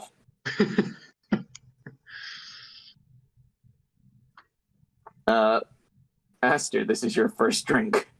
Second. Unless you stole some while working at the bar in Croque Monsieur. That's a good point. What's Ashter's experience of alcohol? I'm gonna drink this and spit it out next to Boros. Like, what is this mess? You did have a drink last session with your mom after the talk. That was probably bad too. Well, yeah, but that was probably like a high class like wine. It probably like would have been a bit much for that, but you probably would be sipping it, not going in and taking this like cup and then just start drinking it. And just blare it out next to Boros. He looks at you like, first drink? My bad. Maybe I'll get used to it. Get a rag, clean this up. And you just see this bartender turn into like, God damn, now I gotta clean. And then when Boris commands him to clean, you right away, sir, right away. Like the fear of God has been put into him. Juan and I'm assuming you guys have gotten food. Mm-hmm. Oh yeah. But Bubbles filled up a plate before she came over. No, I'm talking about the boys. The boys get food and are at the bar. Yes, the boys do get food. I'm surprised. So I'm actually kind of surprised. I would have thought the boys would have like no semblance of fear with the Boros. I wouldn't think they. They're not the boys themselves aren't afraid of Boros, but the underlings are like. You do know that Boros has been temperamental the last couple of days. So for you two, it's probably not fear so much as respect, I guess. Yeah. Whether or not that changes today is another story. As for under, it's very much, you know, they don't want to get on his bad side because everyone on the ship, you know, things travel around fast, and things that everyone has heard about bad news. You two, on the other hand, don't really care, or not really care, but more of like, yes, it is sad, but you're too really stupid to really process it. Understandable. That's what I'm going at. You two sit next to Boros, I'm assuming, on the other side. Honestly, yeah. Max is just in the corner, like, well, this is my day now. Just like probably the three people you actually really want to not have right next to Boros at any given point. Yeah. Max is just gonna get food, but watch from a distance. Like, I mean, why are we not calling Max over? I feel like you say that like really loudly. You say that and you don't see Max. Brother, why do we not call Max over? I don't know. Hey, Max. He's just gone? Yeah. Where's Max? Did Max become invisible? Boros is like, is Max here? Yeah. Yes, he was. He was just here minutes ago. It doesn't matter. I really don't care to deal with him right now. I don't want to talk money. Bubbles turns to Boros and says, "You know, we're actually really similar, you and I. Both of us were, given the choice of, going down the route of conquest and political intrigue and the possibility of being worshipped by millions of subjects. Unfortunately, though, you chose the wrong one. You should just give it all up. Like, all this stuff is nice, but it's obviously not making you happy."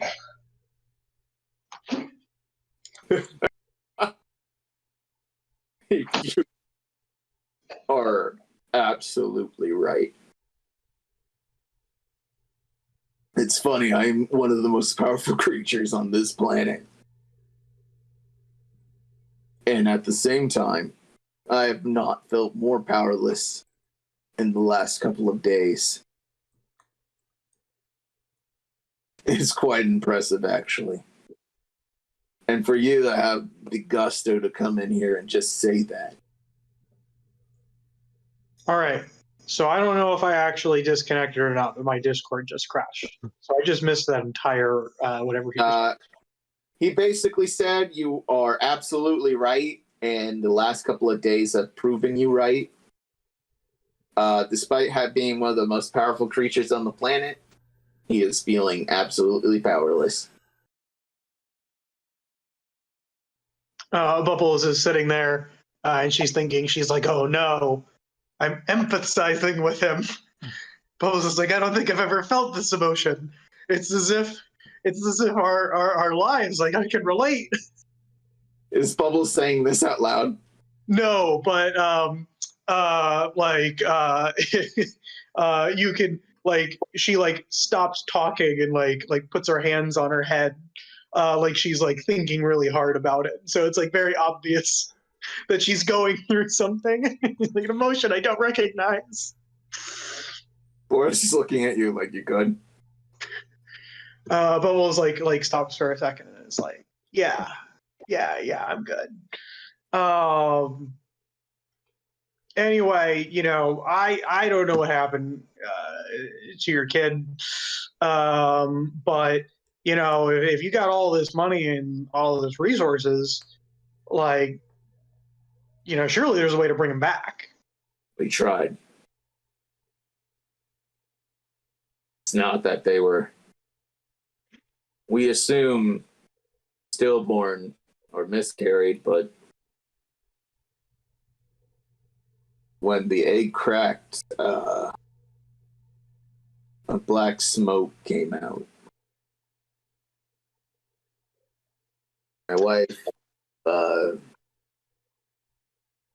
couldn't deal, and she left. And then So Bubble says, well, as somebody with a lot of experience with grief, everybody grieves in different ways, so maybe just give her some time. Yeah. Sometimes I think maybe I could go and help her out, but or talk to her. But I don't really know what to say. All the people I would go to advice for are, well, I would go to Naroa, but I'm assuming you've heard. Bubble says, nobody tells me anything.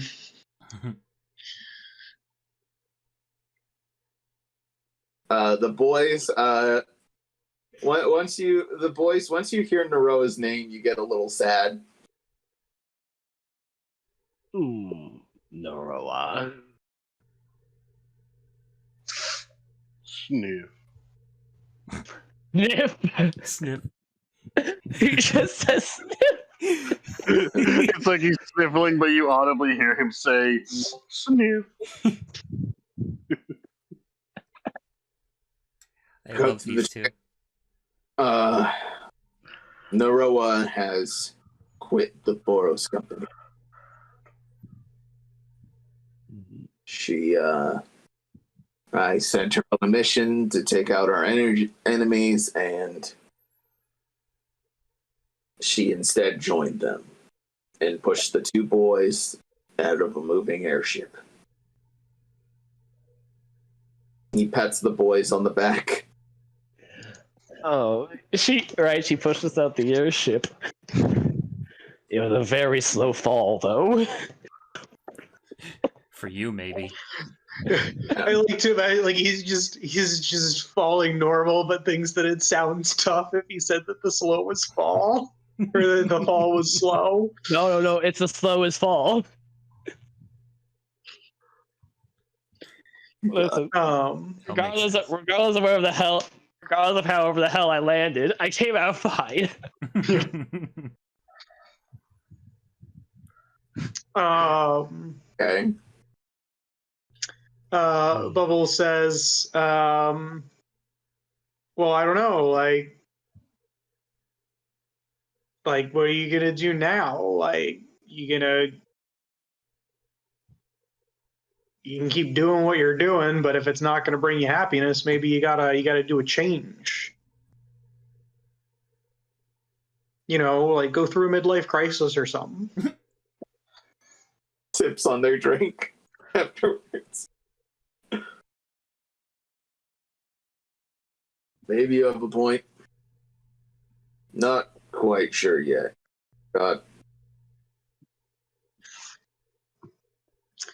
I could have made things better with doing it my way, and it didn't work out. So, Bubbles says, well, there is that what do you call it? That evil god thing. It's been causing me quite a bit of a headache. So if you're looking for a side project to distract you, We've already taken care of it, or at least Uglug has taken care of it. taking care of it or taking care of it, because Java's still possessed. What do you mean? The person that we brought with us, were you not given a report? I've been told Shava's here. I haven't talked to anyone in days. Oh yeah, Shava's possessed by the evil dude guy with the That- book. Shouldn't be possible. Oh, do you guys think that you killed him? Because he's alive. Wait, that was the gold god you were dealing with? Max is back at the table. He just pops back up. He's like, yeah, you didn't realize? Like, he called himself Fester. I think that was his name. Max, Isn't that the same you're one? here. When did you become not invisible? I was here the entire time. Yes, I heard a Fester, but I It was never motioned named. Max to sit between me and my brother. Bubbles says, I was never told what the other god's name was, so I just assumed they were the same. Like, they might be different, but, it was the same kind of possessed thing that happened before, and, like, this is the second one of my friends that got possessed, like, fairly recently, all things considered. Boros picks up Max by the throat. yeah. Where did you put her? She's with the bag. As very suddenly, Max is launched across the room. Do I roll a save? Roll me a dex save. 23. Good news, you take half of this. Uh-huh. Oh, that's not so bad. You got your uncanny dodge, you good. Oh yeah, that And Matt- too. Okay. It's like, All those cushy bandits to land into. yeah, and now you have to make a second one. Dodge the table. Boros is like, Boros throws the table. The boys are still on it though. throws bar. We need to get to the lab now. It's a con save. Max gets back up. Right on it. Well, I didn't know you were so aerodynamic, Max. Yes, I'm like a quarter your size. Fine, let's go. Should we throw you Please to the don't. lab to get there faster? But aerodynamic. Max is gone. He's off to send some other boys over. What? You became invisible. So, on your way there, Boros, you got the boys, Boros, Max are heading down the hall, and so are you, Shava, and Black. I'm so used to Shava. Maybe I miss Shava most of all. Yeah, I need to, like, stop myself every time I say the name to be like, don't say Shava.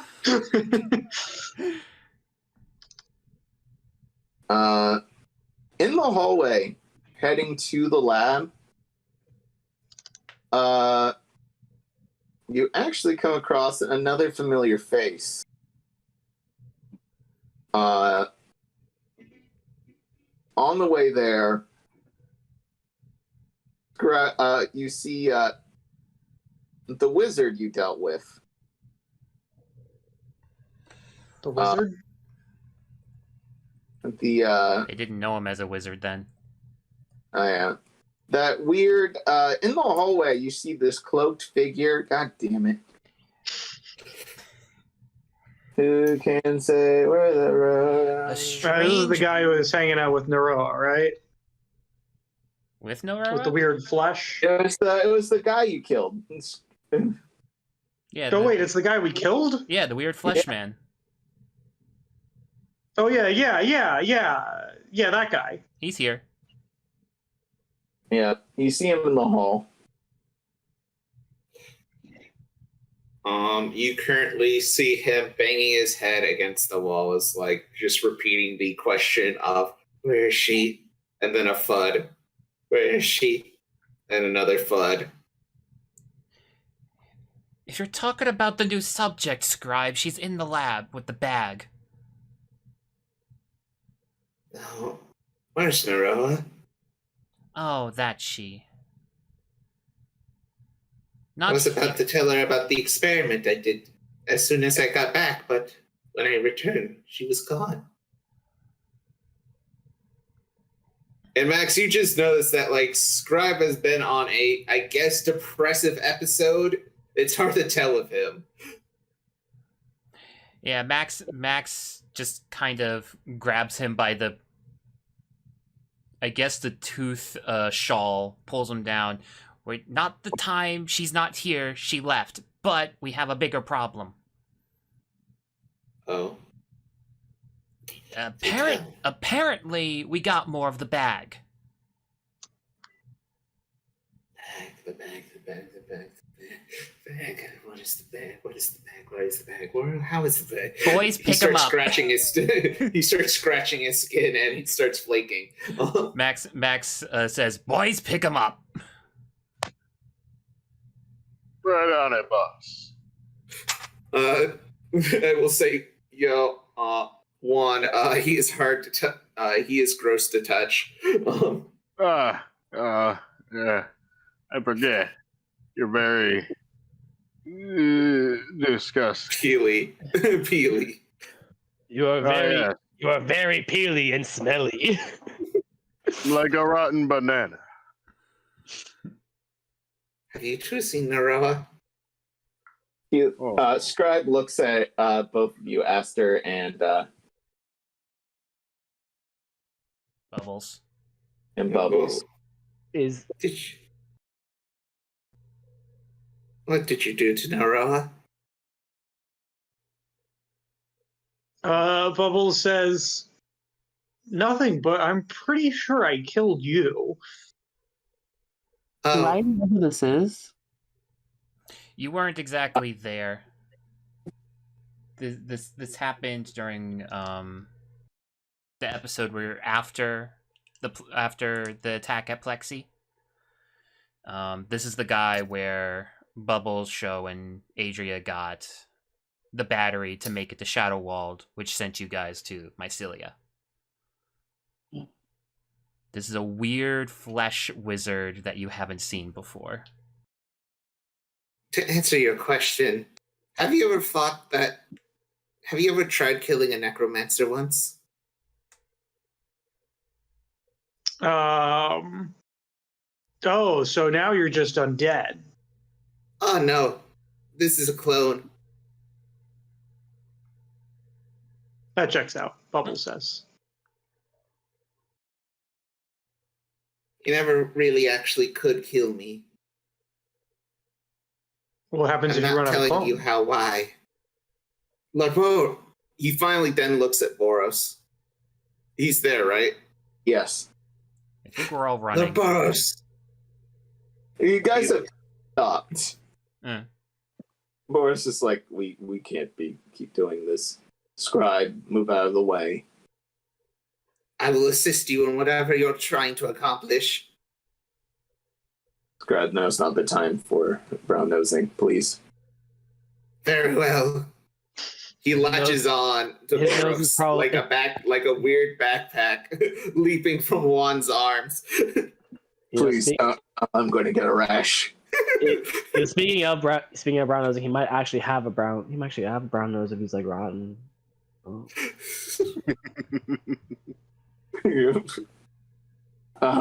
Scribe is very lightweight, almost like weighs as much as a feather. So it doesn't really inconvenience Boros. It's just more of gross to touch. Like a booger, if you will. Like a booger. Meanwhile, Juan is like, oh, thank God. The dirty banana man leapt from my arms. Thank God. One, you've developed a little bit of a rash. Oh no! Oh no! Oh no! My name's it, brother. It has assist a me. face. It has a face. Oh god! Oh my God. I heal him. I like to heal him, please. Let me heal my brother. You do so. Though I think Juan is already immune to disease. It's just Scry. I forgot. Yeah, what is? I haven't. You don't talk to him much. He is a wizard, but He's told you he's human, but you're not. Ish. He's really ugly for a human. By this point, Max is just gone. yeah, no, no. Yeah. Bubbles continues to go Proceed where to the wherever destination, Tom goes. Bubbles. Oh god! He became invisible again. Where's Max? Max. You hear a voice in your head. Bottom floor. The I think we should bottom go to the floor. bottom floor. The others don't hear it. Just the two of them. The bottom floor. Do we take the long way or the short way? Down the hall, there is an elevator that connects to the labs. I was just gonna go through the floor, my guy. Gonna punch You through need, the- it sounds like he really needs us there fast. So I guess roll me a strength throw. Brother, help me! We must get to Max. Roll with assistance, Johan. You get You said advantage. roll. You said roll Get strength. advantage. Yeah, Yeah, Johan's doing it. So yeah. 15. Oh yeah. 15. Yeah, unfortunately, with you two are punching the metal of the floor. And Boris. Is my brother not gonna roll a strength check because he has the much considerable strength? He is than the I do. stronger of the two, yeah. Yeah, so here's the deal. Johan, you punched the floor and it hurts your hand. Juan, roll me strength. Straight. Oh god. Both of you started punching the floor like idiots. Or like, we have enough. Come on, let's go. They'll catch up. All right. Elevator. Elaborate tour. Elevator. On your way there as well, you see orc and human guard come by, and the orc is carrying Show over his shoulder as they're getting out off the elevator.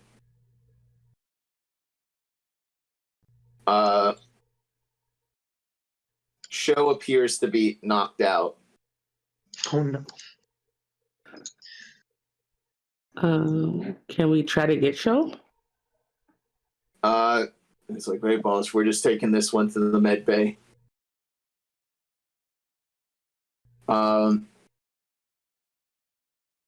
Show looks knocked out. Like almost dead, knocked out? Nah, just knocked out. Like deep sleep, maybe comatose. A little bit of drool coming out of the mouth, probably. Yeah. I mean, it's not drool over the face at the moment. I'm gonna tug on Bubbles' sleeve. What? I'm sorry, what'd you say? They have Show. Does it look like Show's in trouble? Show looks knocked the fuck out, comatose. Their face is covered in drool and snot.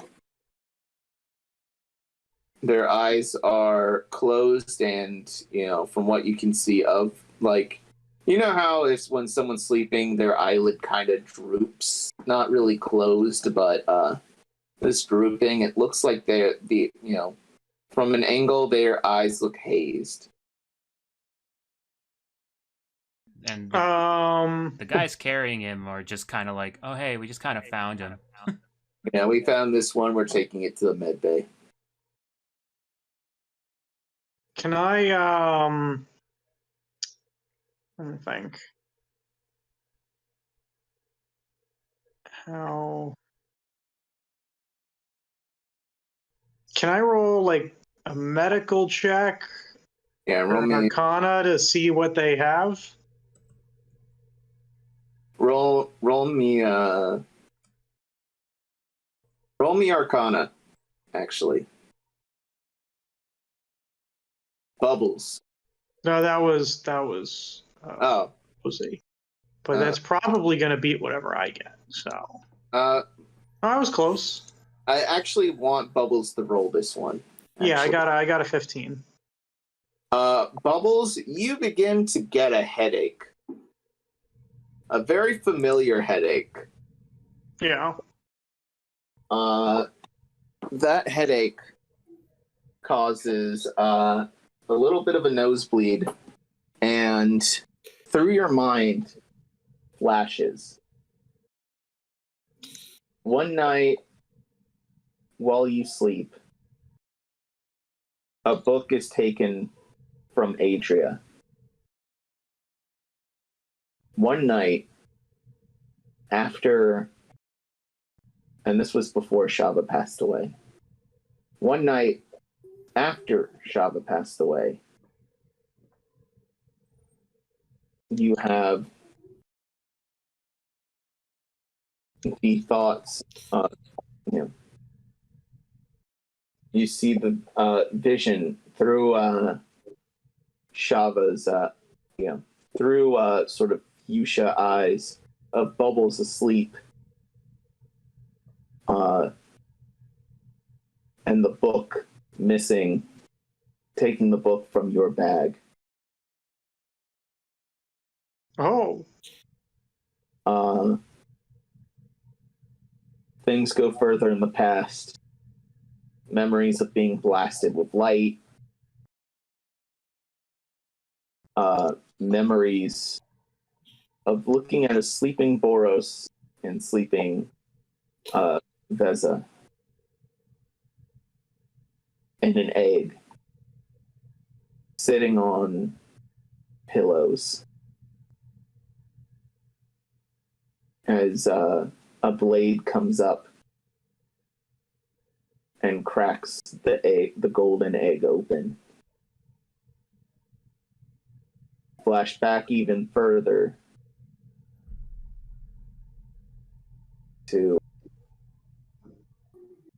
a woman staring at you as you are now in the perspective of the bag. It jiggles and you hear, "Let's make a deal."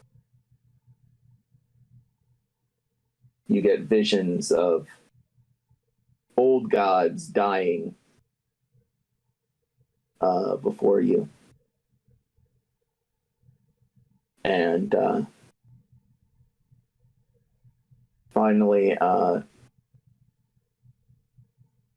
blue and magenta chains wrapping around your form as you try to expand. Their hooks get into you and keep you in place. And then you snap back to reality. You check your bag and your book is gone. The evil book. Yeah, the leftover rubble of or I guess it was just damaged. A book from. Okay, so let me uncheck the evil book. Yeah, the one I was from kind of hoping you forgot about that. Yeah. Because I was. If you have an evil book in your possession, you might want to keep track of it. I was keeping track of it. I clicked the button. So you go.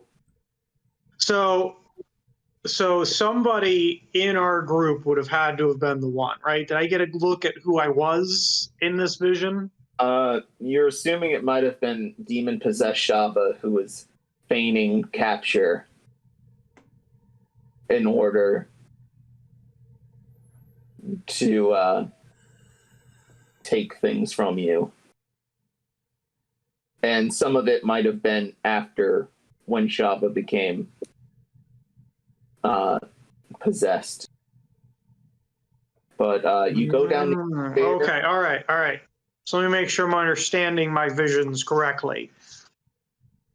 According to my visions, Bubbles now assumes that Java made a deal with Fester, stole the book from Bubbles, came here, did the thing, and then went after Show? You could assume that. You can assume that. Or it could be that maybe Show is actually the one who did it. Bubbles is confused. Good. Good. Because Bubbles, do you take Show with you back down, or do you let them take Show to the med bay? I mean, Bubbles doesn't know how to help.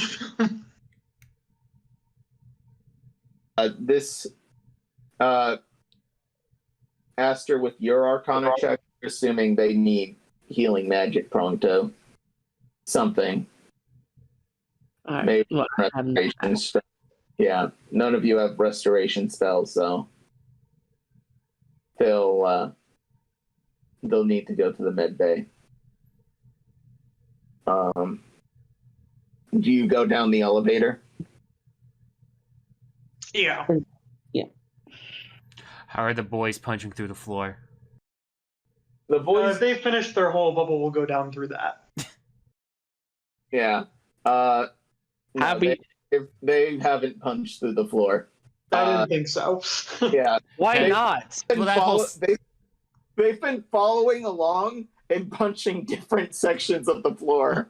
Trying to get to it. Also, that whole vision segment probably happened in the span of like 2 seconds. So Yeah. I mean, at the very least, though, you now have a very trustworthy path to follow.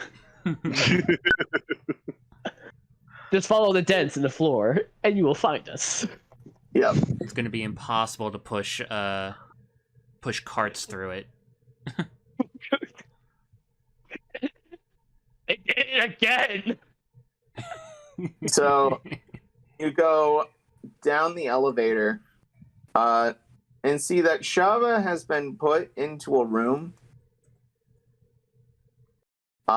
You see Gundor, who's practically burned his eyes out, watching over Shava, who's been restrained next to the bag. Oh yeah, Ashter, it's daylight in here. Yeah, Ashter, your eyes hurt. I have no sunglasses, do I? Nope. Okay. Max hands you a pair. He was here. He was probably barking orders to get everything set up. I don't know if Gundor would have heard anything. Orders, get that woman out of the room, and the power goes out.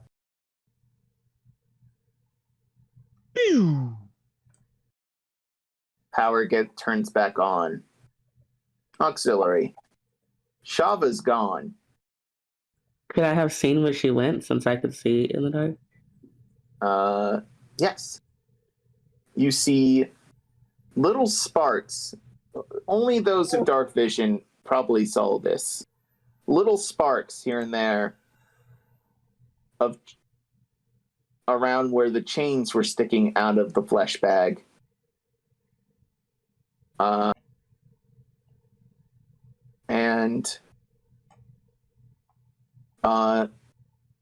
When auxiliary power comes back on, So it was like she teleported? yeah, very quickly, chopping each chain. Let me get the... I don't think I've actually been able to show you guys what the true form is. Oh no. Why there would it is. you have? That's true.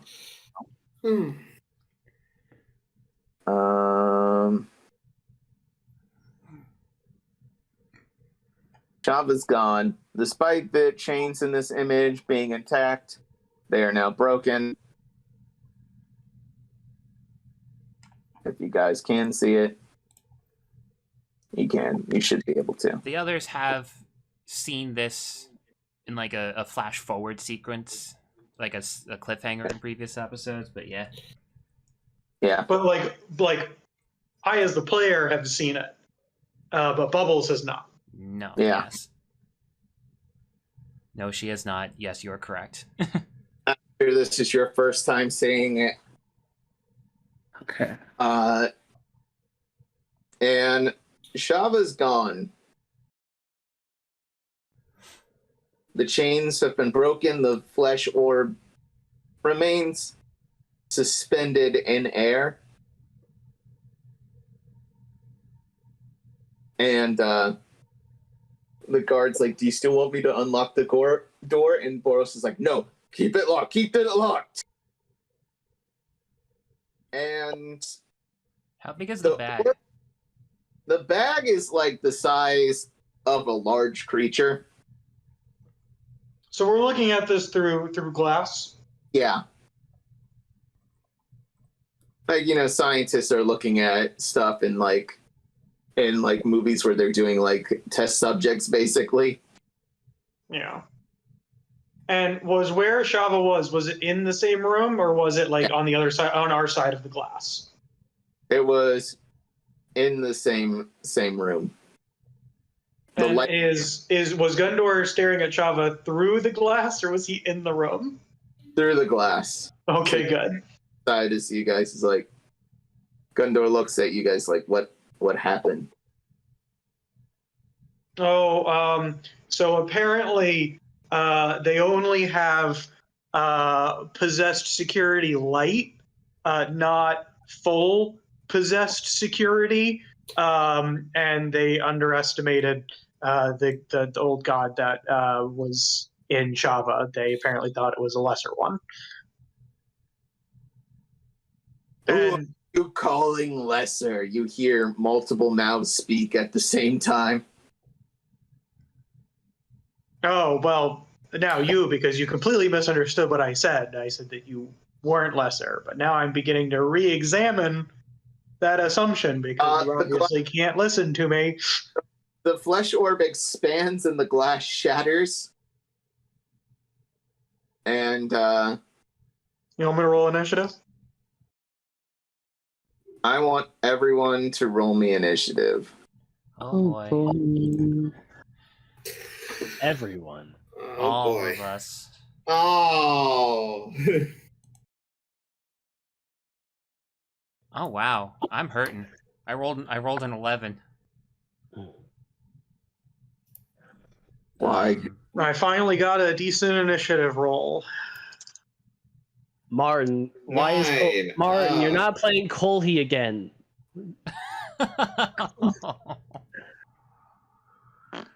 All right, so Max got an 11, Johan got a 24, Bubbles got a 21, Ashter and Juan got a 12, Scribe has a 9. We're missing a Boros and a horrible flesh bag. Okay. And Gundor. Oh, and Don't Gundor, you're right. I felt bad for forgetting him there. So, give me a second. What about cowering scientist number 3? They all nat 1. Yeah. They're all either crying huddled up in a corner or they're leaving. They're all too busy shitting their pants. No, Yeah. no one bothers a nice guy until they start crying, shit, and falling at the same time.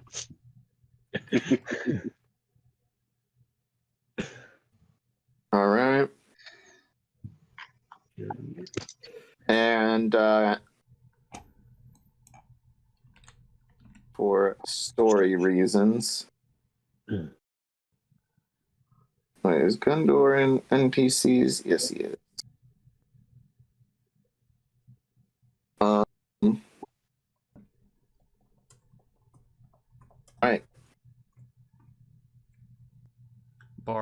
Boros got a 12. Ooh, ow, ee. Well, the flesh bag may get a 1. Gundor got a 15. And the flesh bag. 14. Okay. It's not terrible. Alright, I guess I got the first move. All right, let me write down initiative real quick. All right. This is different, huh? Yeah. You thought you had the first move. Oh, the flashback hasn't rolled yet, has it? Oh no, it has. Oh, no, It's it has. 14. Yeah. It's probably got a layer action, and a layer Or action legend. goes first. Yeah. Or legendary. Well, those usually go on initiative roll 20, so Who got 20? Ben and I got above 20. Okay. So But at the same point, this is also an old guy. Maybe he has one that goes in 25. I don't know these things. And layer action goes first no matter what. So let's see. yeah. But First I don't thing know it what- does. First thing I need to do is actually, instead of narrating, actually read. So first is Ben. Then Tom. 21. It was Johann, Bubbles, Gundor, the bag, Boros, Ashter, and Juan all go at the same time. Deal with that however you prefer. And Scribe. 1,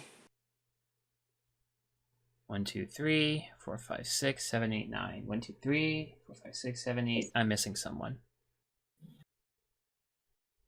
Max? You are right. Max got an 11. So All right, it's Gundor. Max. It's Max before Boros and the others, or after. Max is after Boros, Juan, and Ashter. All right. Gundor. Then it is. I'm going to say, Posie, you're first. Based on initiative? Yeah, based on their modifier. 1, do you want to go before Boros? Or do you want Boros to go after you? I'm going to say before Boros, because Okay. that way I give a actual player time to shine. All right. I think that's taken care of. And then Max is. Max is second to last. He goes before Scribe. Right. So, first up, What fresh hell? Ben. Yeah. So does this cacodemon looking motherfucker have a back? No. No. It's a beast with many backs. Yeah. And not that way. Okay. How big is this room? The room it's contained to is 30 by 30, and then the room you're outside of is like 50 by 50. And you're in front of, at least 15 feet in front of the glass. So the glass didn't hit you guys, but Is the glass is broken though? yes. Okay. All right. I ain't smart enough in character to make any other proper decision other than just beating the shit out of it. Okay. All right, we're gonna vault over that broken glass window.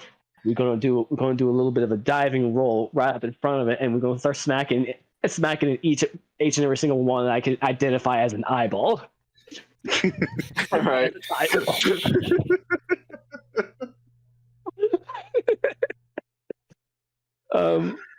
So, okay. So I got like 2 regular attacks, and Yep.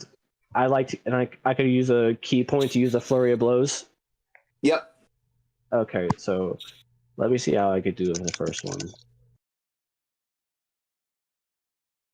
I see a 21.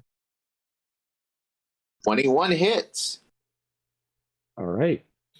Roll your attacks. We'll roll the damage. What the heck? How do you get What is that? 0? That's not right. 0 bludgeoning damage, all according to there's- Kikaku. 6 There's cold though. there's 2 pluses next to each other. That's what caused it to not Yeah. work. Okay, let's see. So it's a 6 plus 5 plus 2. 13.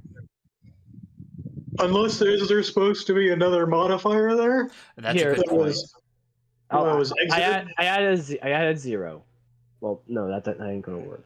I because don't it know looks why. like either there's an extra plus or there's a missing number.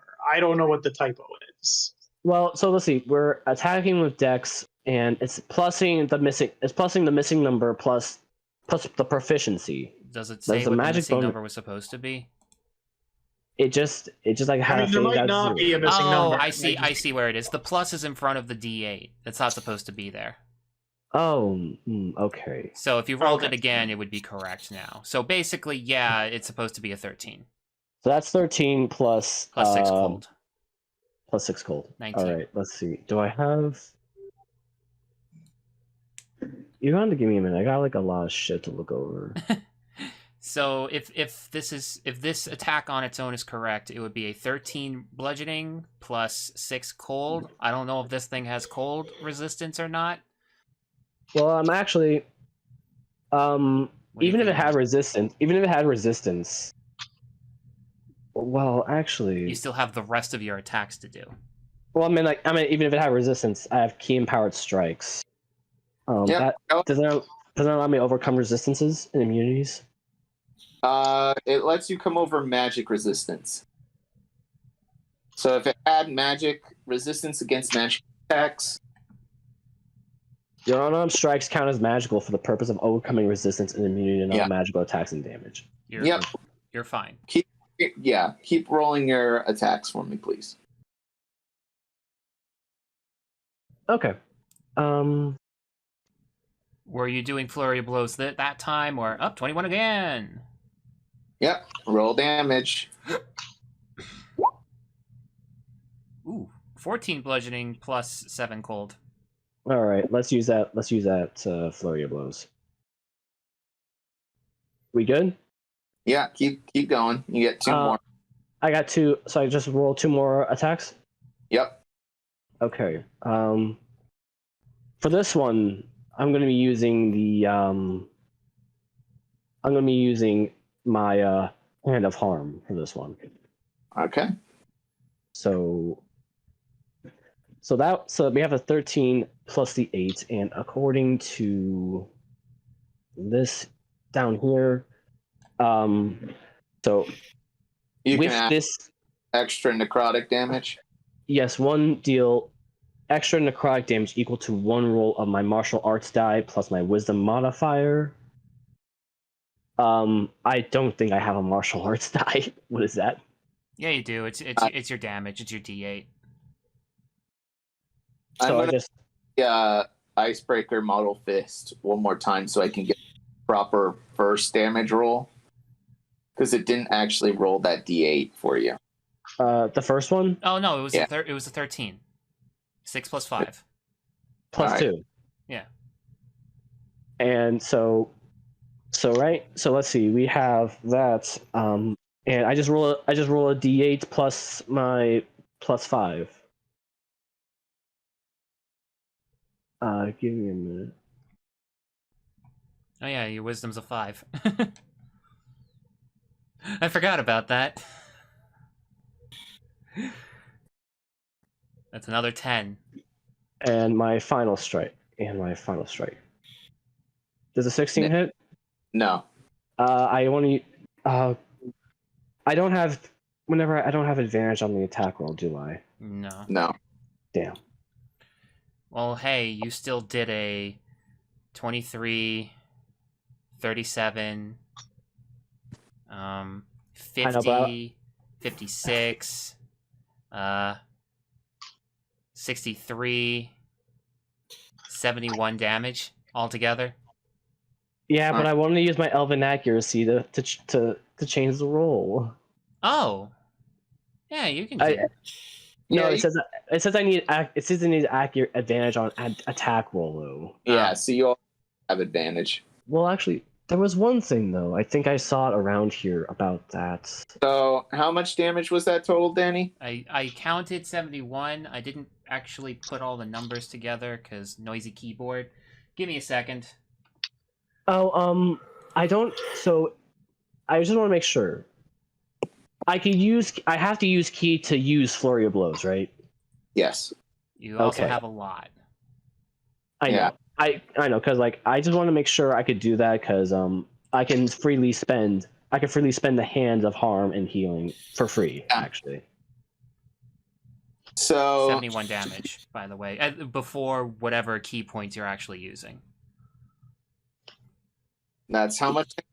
71 total. Okay. Unless they have resistance to cold or bludgeoning.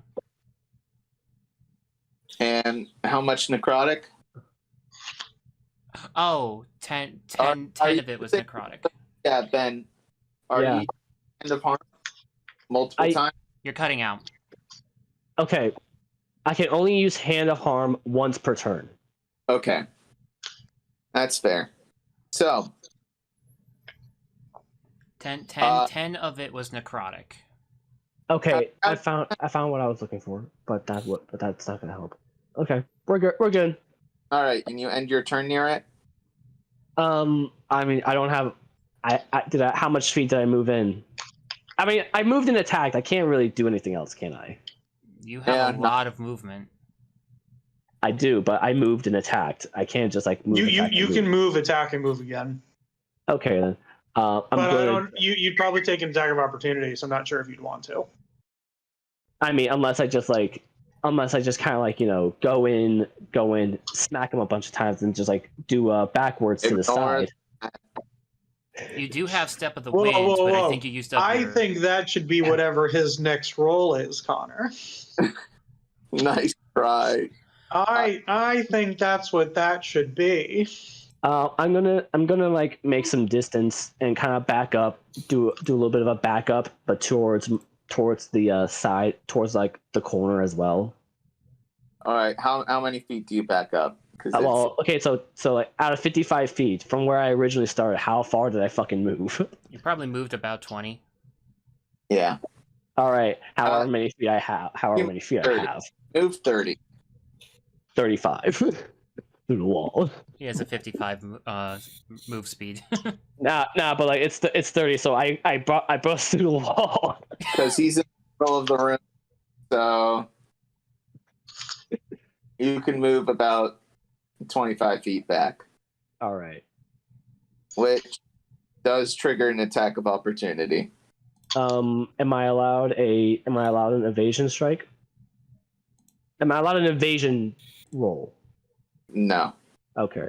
You've used all actions. You've moved, you attacked, and you bonus actioned. Okay. Unless that thing is a reaction, because he hasn't used his reaction yet. I don't know what the action is. I'm not familiar. Isn't a reaction just like you cannot move? No, reaction is after certain triggers. In this case, it's just another type of action. Yeah, in this case, if you have something that reacts to an attack, you can use it because you haven't used a reaction yet. What you're thinking, what you're thinking of before is in Journey in this game. If you don't move, you can then use your dodge action as something else. Or you can use your move action what as type a of dodge. action is the thing that you wanted to try and do? Huh? You mentioned that you had an ability that you wanted to try and do, right? It was I have evasion. I have evasion. That's unrelated. Yeah, that's Evasion is just if you have to make a dex saving throw. Okay. All right. Next up, because you moved out of its threatened range. I wasn't gonna say anything. Yeah, you get an attack of opportunity. 27, I'm assuming hits. I thought that was what the 14 was for. No, that was me trying to read it, and then I accidentally clicked on it. You coward. Like an idiot. Does 27 hit, yes or no? Yes, 27 does hit. All right. Mm. All right.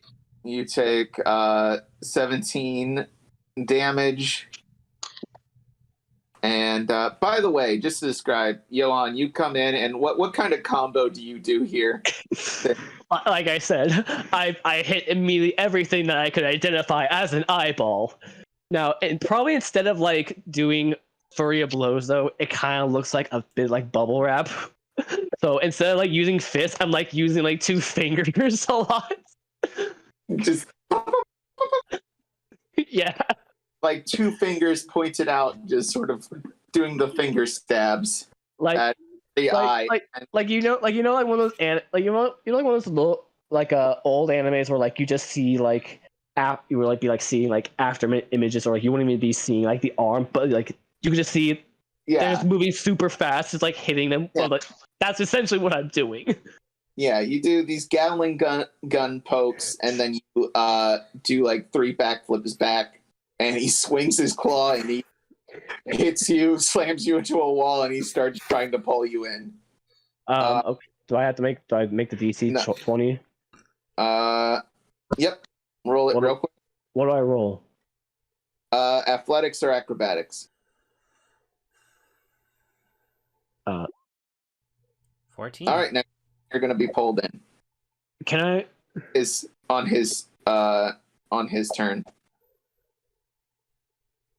Oh, and you cannot be healed magically until next turn. All right. Am I still taking? I still suffer from necrotic damage, or am I immune to that? You still suffer from that. You are not immune. You're immune to poison. Poison and disease. Yeah. Poison and disease. Necrotic's just a damage type. Okay. And it's the condition that poison and disease gives you. Okay, so okay. All right, next up is Bobbles. Okay.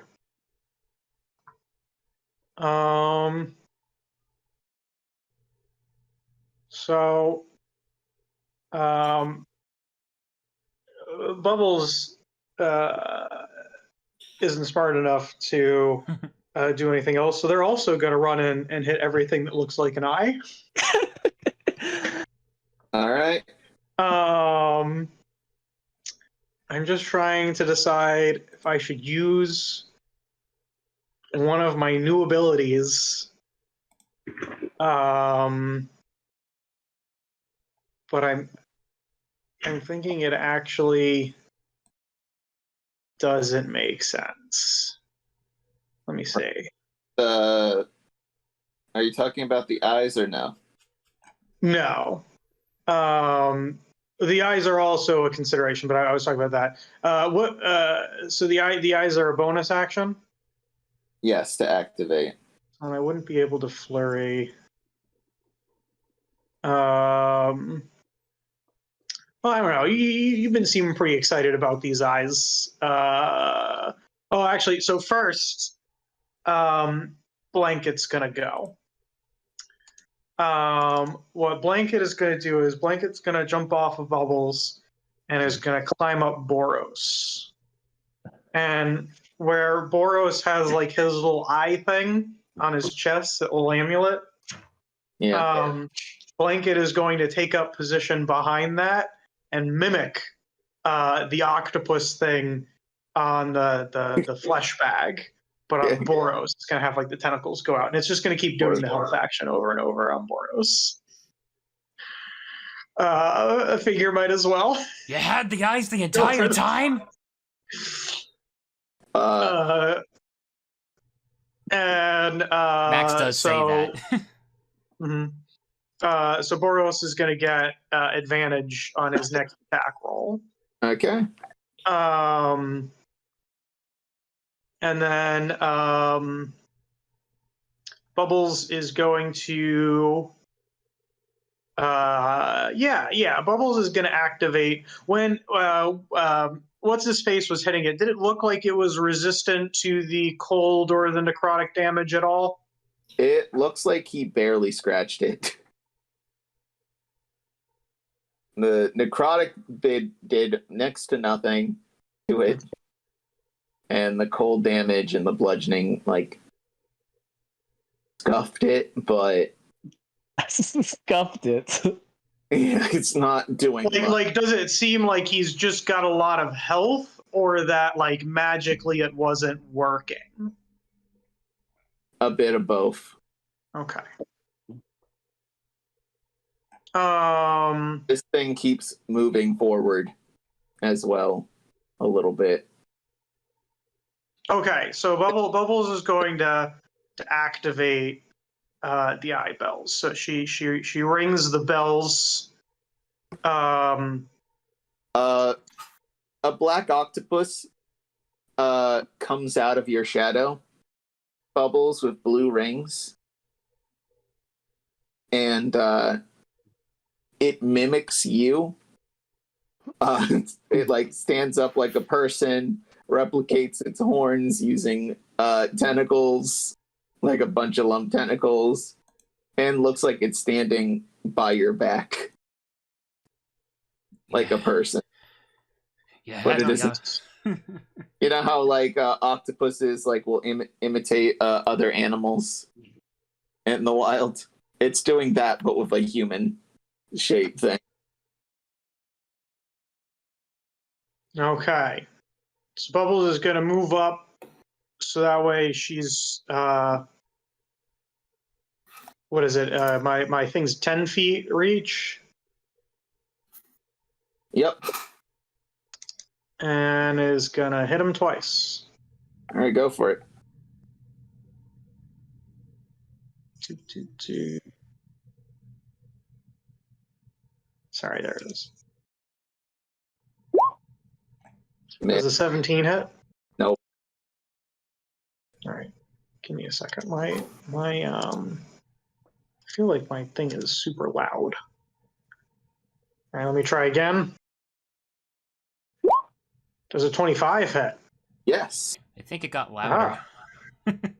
Yeah, give me a second here. So I did that much damage. And then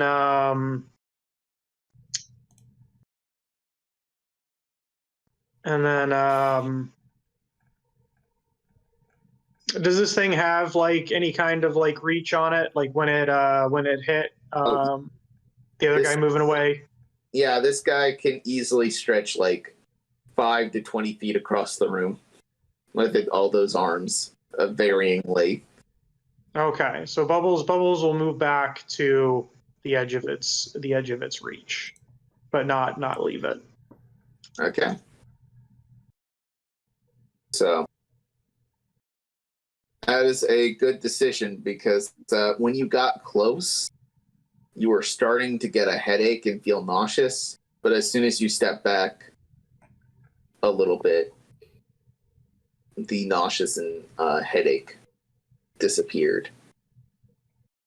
Guys, I don't understand it. It's not showing up. What's like not? My sound? Discord is showing up twice, but there's no like I was gonna lower it just coming out of like Chrome, but it's not here. The only thing that's showing up for sound is Discord. I'm gonna turn down this Discord, and then hopefully it's just a glitch. Wait, you're talking about the Roll20 boops, right? Yeah. You go to the settings bar and Roll20. There's a master. Oh yeah, I was just gonna turn off the settings for Chrome because then I could go back to it. Well, then lost Let me try and. Yeah, see, that worked. No, I You guys hear can it. hear it, right? Oh, hold on. I've heard it. I need to actually turn it off. Yeah, you guys can hear it, but I can't hear it. No, I turned mine But it's- off. Well, why can't I hear it then? All right. Doesn't weird. matter. Doesn't matter. Yeah. So the one that I did actually hit with was 19 damage. All right. So. Okay. Good to know. And Danny, I've completely lost it, and I have run out of computer space. So, hooray! Gondor's next. Gundor's next. If Bubbles is done, Gondor is next. Yeah, Gundor is going to take a shot.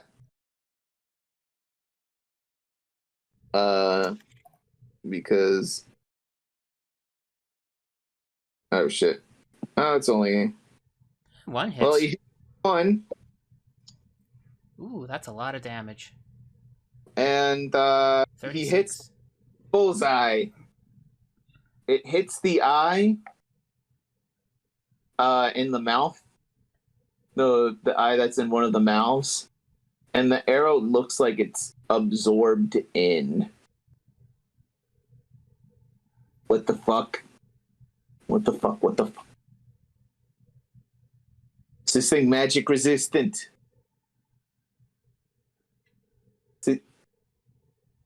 Gunder's like, I don't know what to do. I can't hurt this thing. If I were you, my friend, I would run. If you're And gonna leave freak shop out right like there? this. What was that? No. Shava teleported, I say. Roll me deception. Shava did teleport. You don't know what it is. Yeah, I think Bubbles believes that. Okay.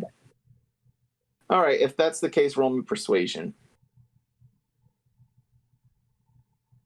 Well, that's what you told me what I saw. Yeah. I'll shove a teleport around. Oh, teleport around. I thought you said like she teleported and then left. No. Oh, okay. Well, that changes things. Then I wouldn't have said anything.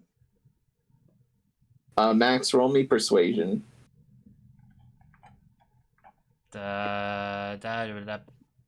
Sorry, 23. Gunder's like, I'll be back. With magic. Fuck. Isn't he a Mycelian assassin? I kill nobles, not things that are resistant to magic. I'll go get Show. Show's like dead. It's not gonna help. I can steal his sword or something. That would be interesting. But yeah, Max just has the most frustrated expression right now. You've probably noticed his voice is different. He's sounding a little rough right now. Yeah. So, next up, Gundor, and then it's the bag. So, our good friend, it's going to move 30 feet up. And you guys are Bubbles. Any attacks of opportunity?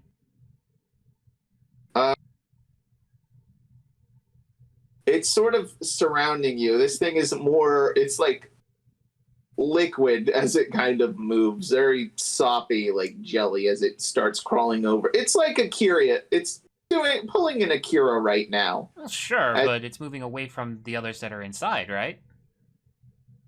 Well, both of us moved. The only two people that moved up also moved back.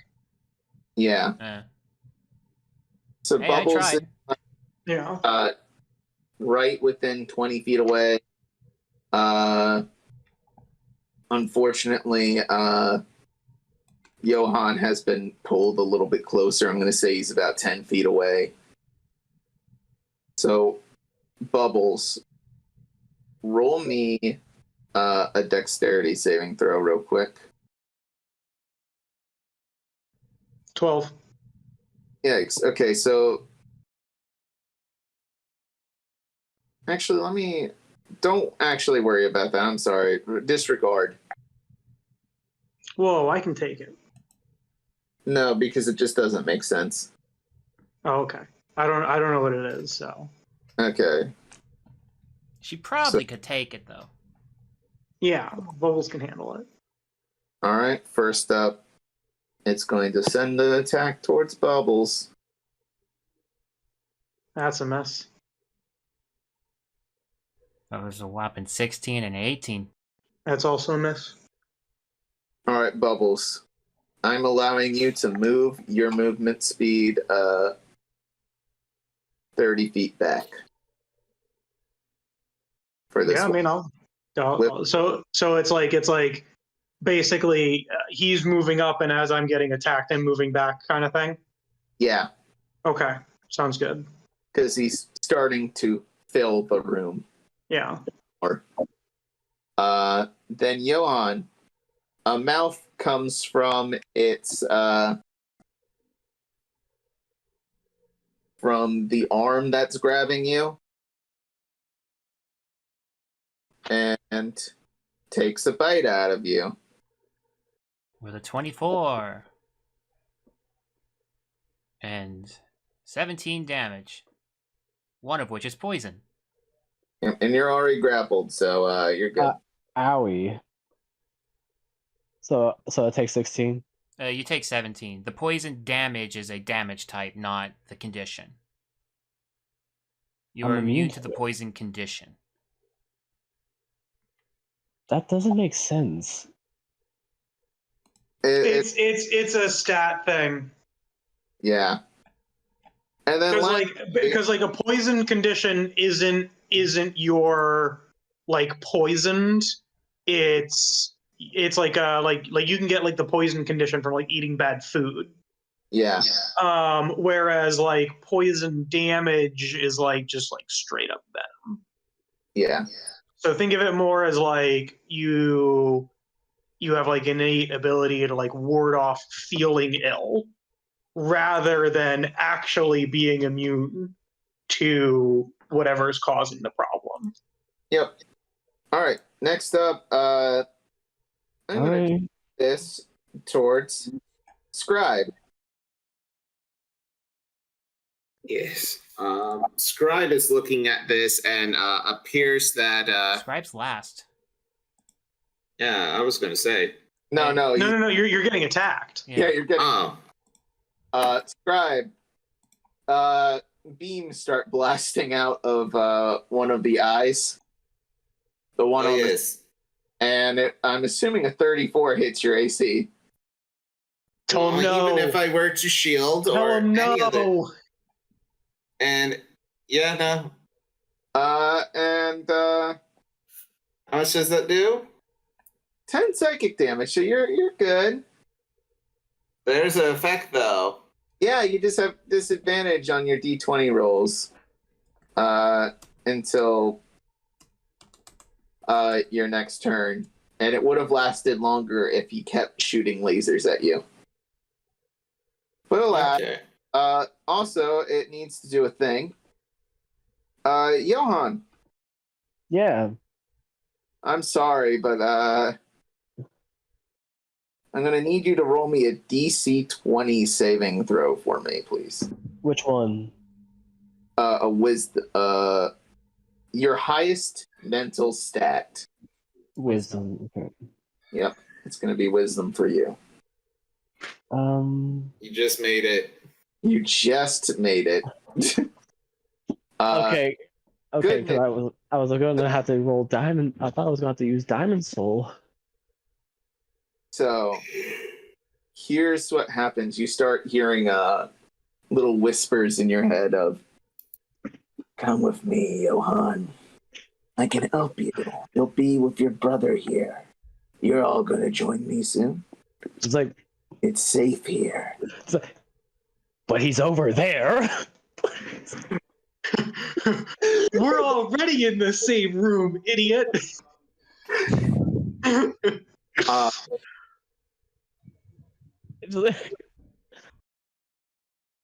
All right, and oof, I forgot about this.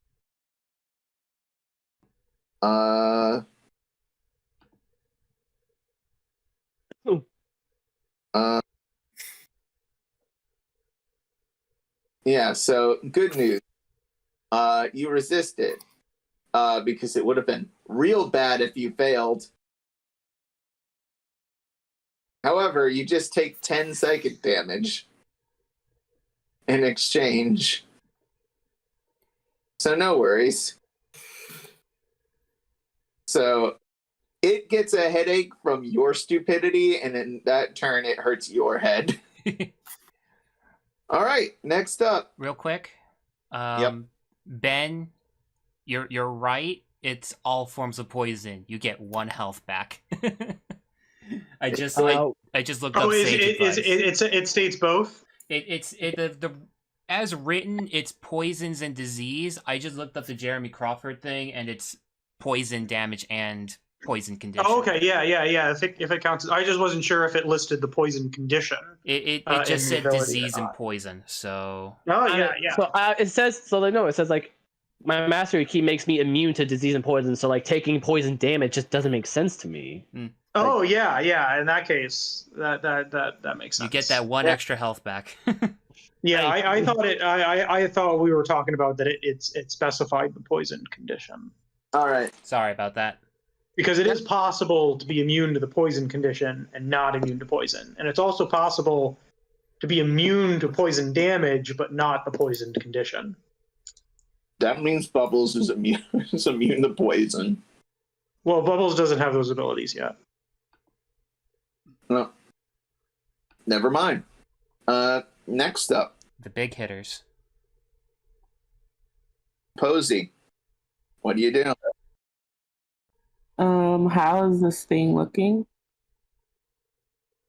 This thing has gotten to the edge of its room and is now reaching out and looking like it might grab one of you guys next. Can I use Wall of Force to keep it in? You can attempt. What does it do? What shape? Alright. Because Wall of Force can be a straight up wall, a hemisphere, or a sphere. Whatever replaces the glass it broke, I guess. That would be the flat one then. All right. So, good news. Combat is, well, actually bad news. Johan's still in there. Oh. Can I do anything? Unless it's dispelled. I mean, you can keep hitting it. Okay, so Actually, alternate question. Did you spawn the Wall of Force on top of its tentacle? Is it poking out of the, like, I was doing it right on top of the glass that broke. If you did that, it would, oh wait, it's only a 10 foot by 10 foot. If you 10, No, each panel is 10 foot by 10 foot. How many panels do you get? A fair number of them. I think it was like 8. You get 10 of them, it says here, made up of 10 foot by 10 foot panels. Yep. Yeah. You can, Connar, and you cut out. okay. It's going to make Johan. yeah. Roll me one last dexterity saving throw. Or actually, acrobatics or athletics check. I apologize. Sorry, I apologize. One last one. It's a 20. Okay. Not a nat 20, but a 20. Knowing this,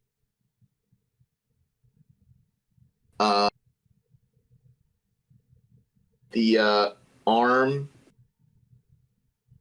holding Johan. Johan, you kick the wall before you're pulled in further,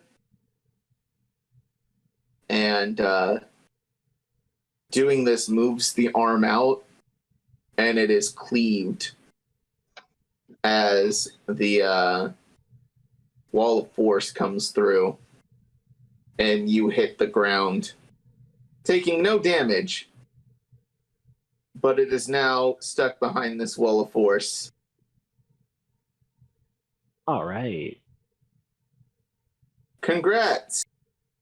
You've stopped it. And For how about many of 10 the party members did? How many parties of the member didn't get to go? So as it does this, the wall of force is up. It's like it starts taking up the space of the room. Uh-huh. I asked them if they've got any more of those chain things. We could use a little bit more of those chains. Hate to break it to you, kid, but that came with the package. So just buy another package. You picked it up. Bubble says, okay, we've only got one option left. Get another package. I need you guys to bring me all of the bag of holdings you can find. Oh. And if you've got a portable hole, some of those too. Max just kind of looks at you. It's like, look, we can let it keep growing, or we can send it to the celestial plane and let them figure it out there, or the astral plane. Circle. I don't know that. What was that, Ashter? I said I have a teleportation circle, but I don't know if that will do any good. I think that would take too long to set up. That'll be good for us to leave quickly if we need to. And you can't do two spells with concentration at the same time. Is teleportation circle a concentration spell? It may. I don't like. I think it's a ritual spell. I don't know if it's concentration. Yeah, it is a ritual, I believe, but it would probably take too long to cast.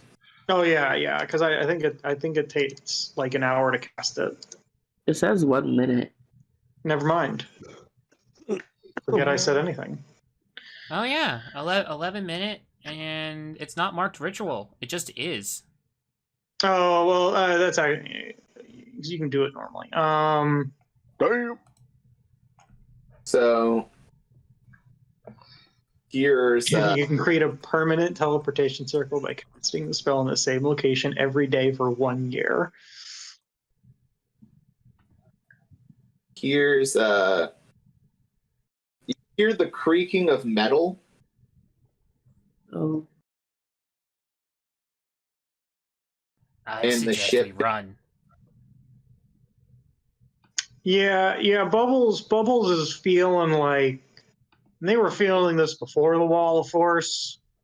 This wasn't going to end really well. If they don't have a way to contain this, we don't have a way to send it to another dimension. I turned to the magic. I'm like, you don't have like banishment or something? To Austin. Scribe. Yeah. Let me check. I might. I could not though.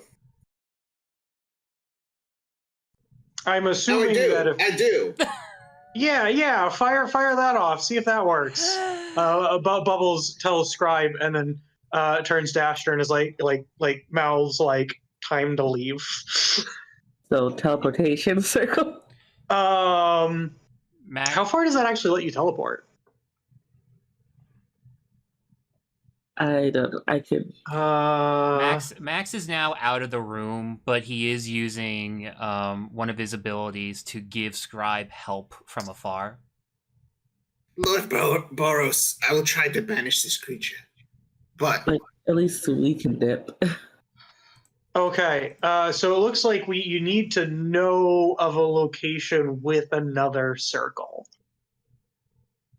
So Yeah, I don't know if in your backstory you would know one, and that would probably be up to Connar. the chamber to my mom's has a teleportation circle. I think That would make a lot of sense, but then we're right back where we started. Big Evil Eye, mom's castle. Oh yeah, no, it's definitely a plus. But like maybe is there one in Crockman's sewer that you would have seen while you were there? Like, that's up to the discretion of the deal. Yeah, that's what I'm saying. Unfortunately, in Crockman's here, you would not have witnessed one. Teleportation circles that are year-round. Yeah, they're expensive to make, so only the rich people can get them. Yeah, basically. But sometimes there might be like a temple or something that might have one. So Ashter, as you begin to start on the teleportation circle, the arms and fleshy bits start leaking out of like there. You hear metal waning and start. Yeah, I think this is also. Does this only target one person? It doesn't say on the spell. It's missing some information. If you keep it around, it could follow you, which is Okay, so someone stays, or we scratch it as we teleport through, or something. Yeah. I think we need to move out of this location. Boros is like I have to concentrate on the any force. any creature that walks into it teleports. By the way, so Fester could use it. Boros. Well, we could diffuse it. well, there is one option. I was going to say, Lord Boros, there is that one option. are you banishing it or not? I am banishing it, but just in case that doesn't work, you have my permission, Lord Boros. It's been a pleasure working with you. Scribe. Boys, And you have my permission to leave if you so choose. Max Bubbles is like, "See you later," and turns to the two yo-yos and is like, "I know he said permission, but that was actually an order. Let's go." Go away. Why aren't you coming with us, Boros? I gotta stay behind here in case it breaks out. Oh. You can go if you want to. It's your choice. Ashter's just gonna be like, bye, let's go. So you guys, before you go, Boros says, other end of the ship, of the bottom floor, there's escape pods. Use those. There should be an island nearby. They'll deploy you there. You'll be safe to deploy a teleportation circle. You best want to find your little cat friend as well. Yeah. We Bubble says I'll meet you there. And sprints and shadow steps to where Show is to pick up Show and bring Show with, because Bubbles can move really fast on her own. You best land that banishment, Scribe, as Max shouts out as he goes to get more help. Uh, he is still using the help action. Okay. Roll it for me. Banishment is actually a DC 18. Yeah, All there's nothing wrong. right, then I guess the health uh, action goes for Boros. What's the save? 18. Of Yeah. Charisma. what's the charisma? Charisma. Well, This thing has. Oh man, so charismatic, being a flesh creature. I say sarcastically. so you tried to banish it, and one of the flesh arms come out of the ground and just swats you away, Scribe, just knocking you prone. Ah, my nuts. Scribe, what do you do? Another one. Ah! I'm gonna get to you, the party, in just a little bit. Give me a second. Hold on. Let me just check something real quick. Actually, then I'm going to do the party real quick. So, party. Well, you figure that out. By the way, are the boys going to leave? That's my next question. The boys. Do the boys leave their man, their dad? Did Boros tell us to leave? Boris did say you can go. It's an if you want kind of thing. It's not an order. We'll stick around. We'll Okay. stick around. The boys will stick around. All right. Bubbles did say that you should actually take that as an order, but I don't know if you'll listen to Bubbles. You don't listen to Bubbles. You listen to Boros. So Bubbles. What did Martin say? Martin, do you stay or do you?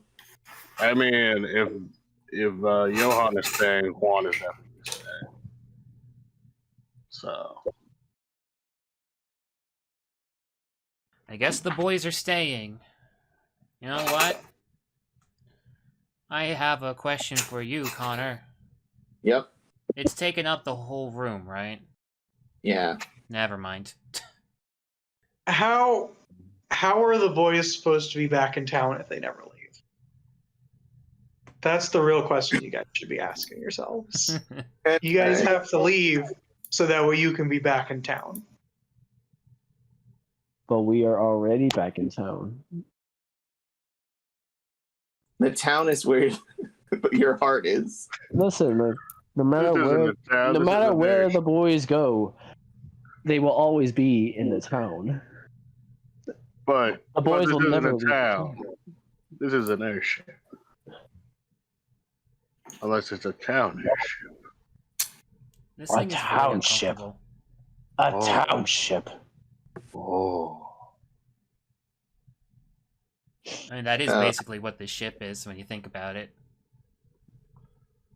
So I'm just gonna cut to Bubbles.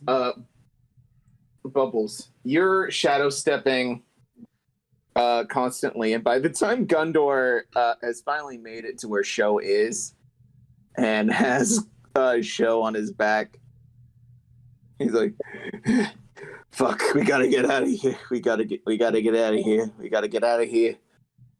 We gotta get out of here." He sees Bubbles. Is like, "What the fuck are you doing here?" I was like, oh, I got bigger time to leave. Also, you technically only left 6 seconds before me, so I should really have gotten here first, Bubble says. I'm going to say minutes have passed by at this point. Yeah, of us talking with the thing. It was just, that was funny.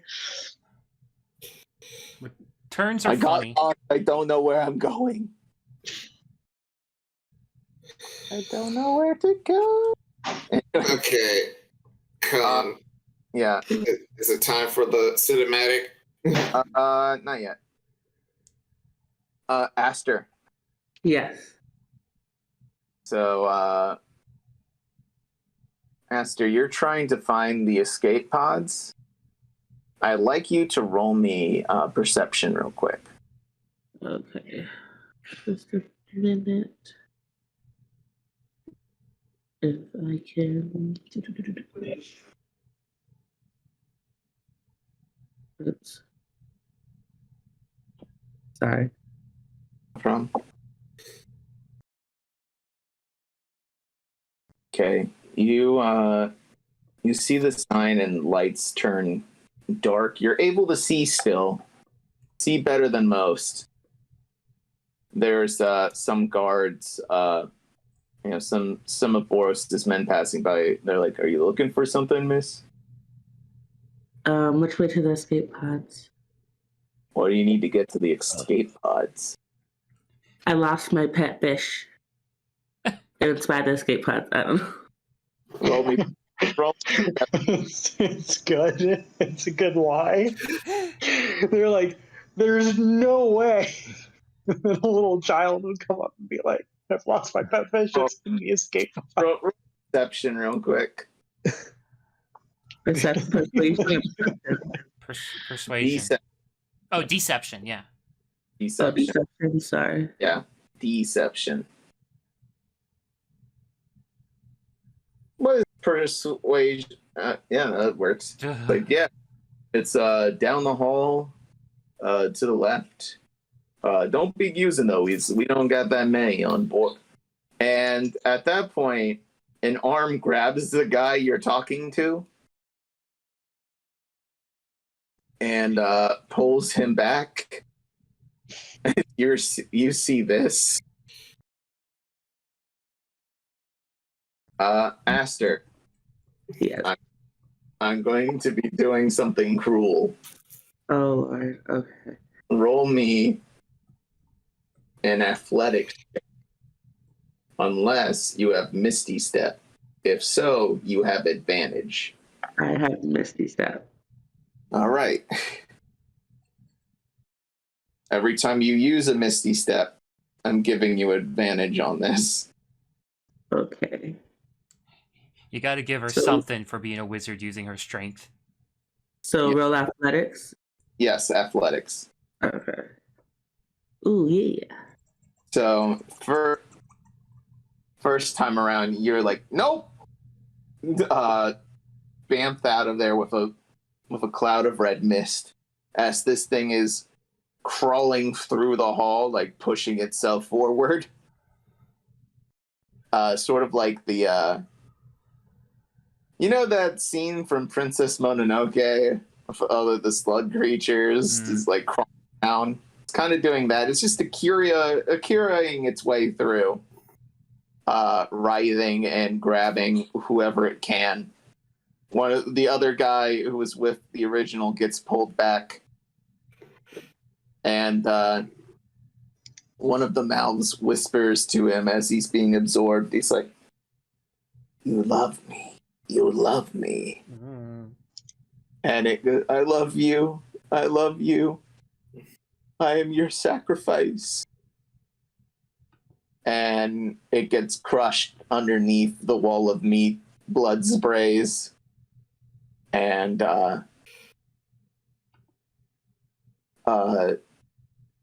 with that, the eyes flare up a little bit. And they flare up every couple of minutes, like every couple of seconds.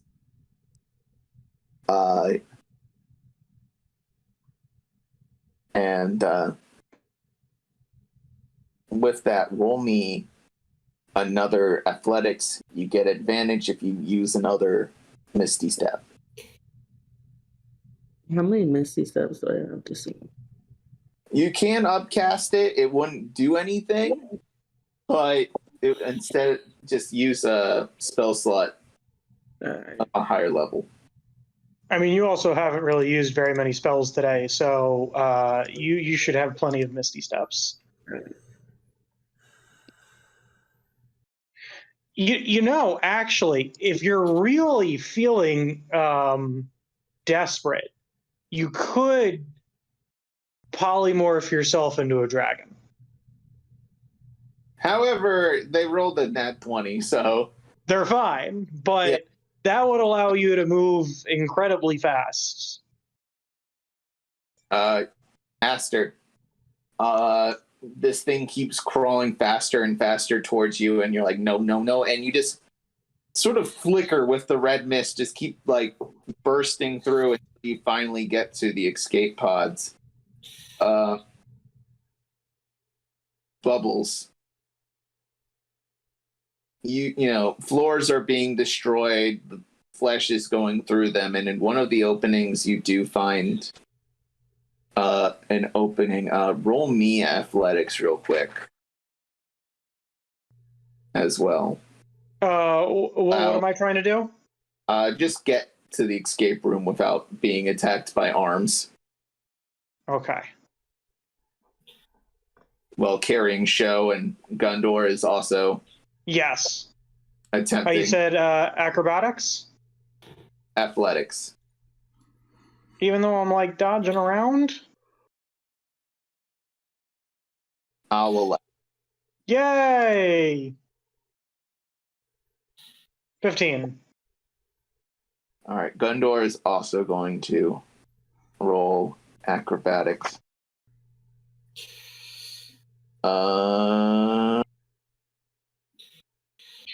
Yeah, no, he's going faster than you, surprisingly. He breaks down a door in front of you guys. He's like, come on, go, go, go. And you meet up with Ashter. Ashter, you see one of the escape pods. Roll me an Arcana check real quick. You're able to figure out how this thing kind of works. It's a bit ramshackled, but, you know, it's simple. Pull latch, get inside, you know, wait till the 2-minute countdown ends, and then you're going to blast off. Bubbles, you're okay. Yay! You just made it.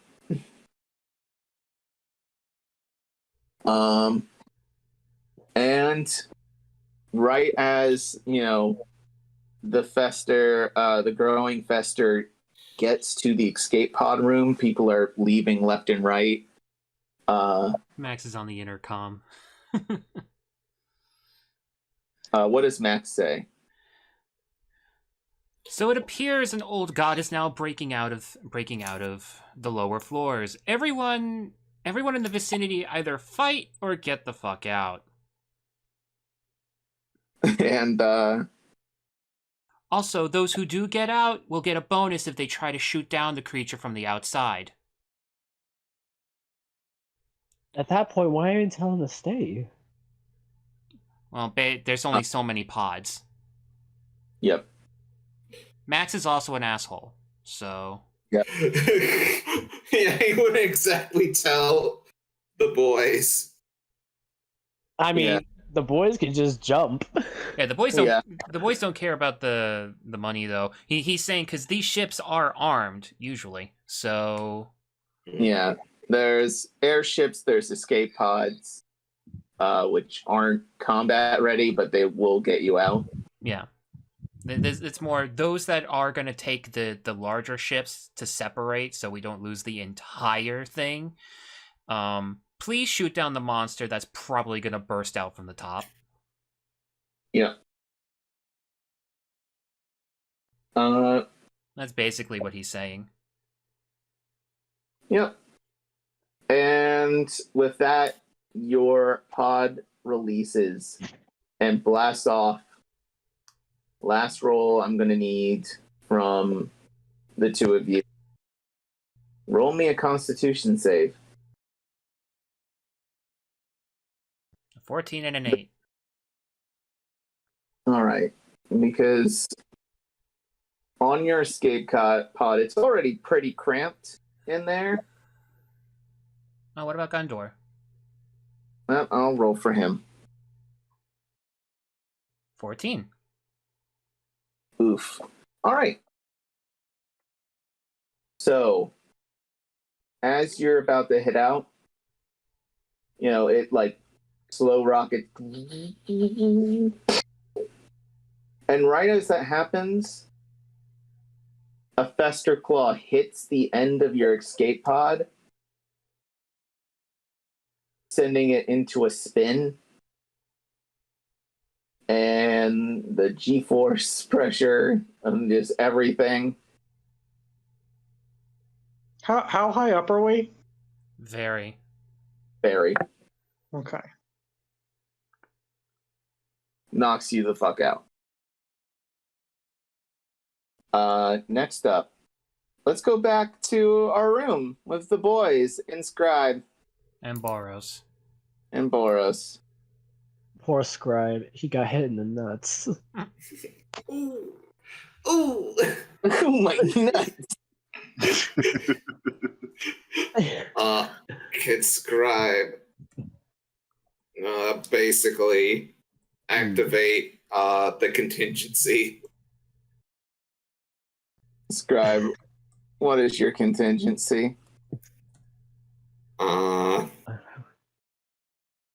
Scribe looks at Boros, gives him a nod of farewell as he teleports back into his workshop.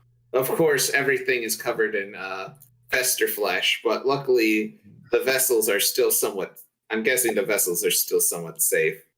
Yeah, for the most part. Some have cracked open, but they don't look like people, so they haven't been. Help me. Scribe kicks the one asking for life out of the way. He goes to his little workshop and pulls out a special sort of scalpel. With this, Lord Boros, I sacrifice my soul. He then proceeds to plunge the scalpel into his heart. And as his body collapses, all the dormant jars start breaking and shattering, forming into multiple other scribes. How many would you say there are at this point? There's at least 10 of them running around.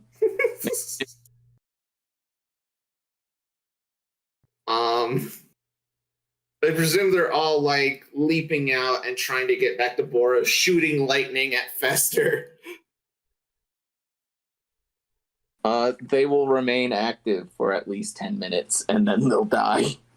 Okay. That's cool. Yeah, so they're basically carving their path to get back to Boros. Martin. Martin, the wall of force finally breaks.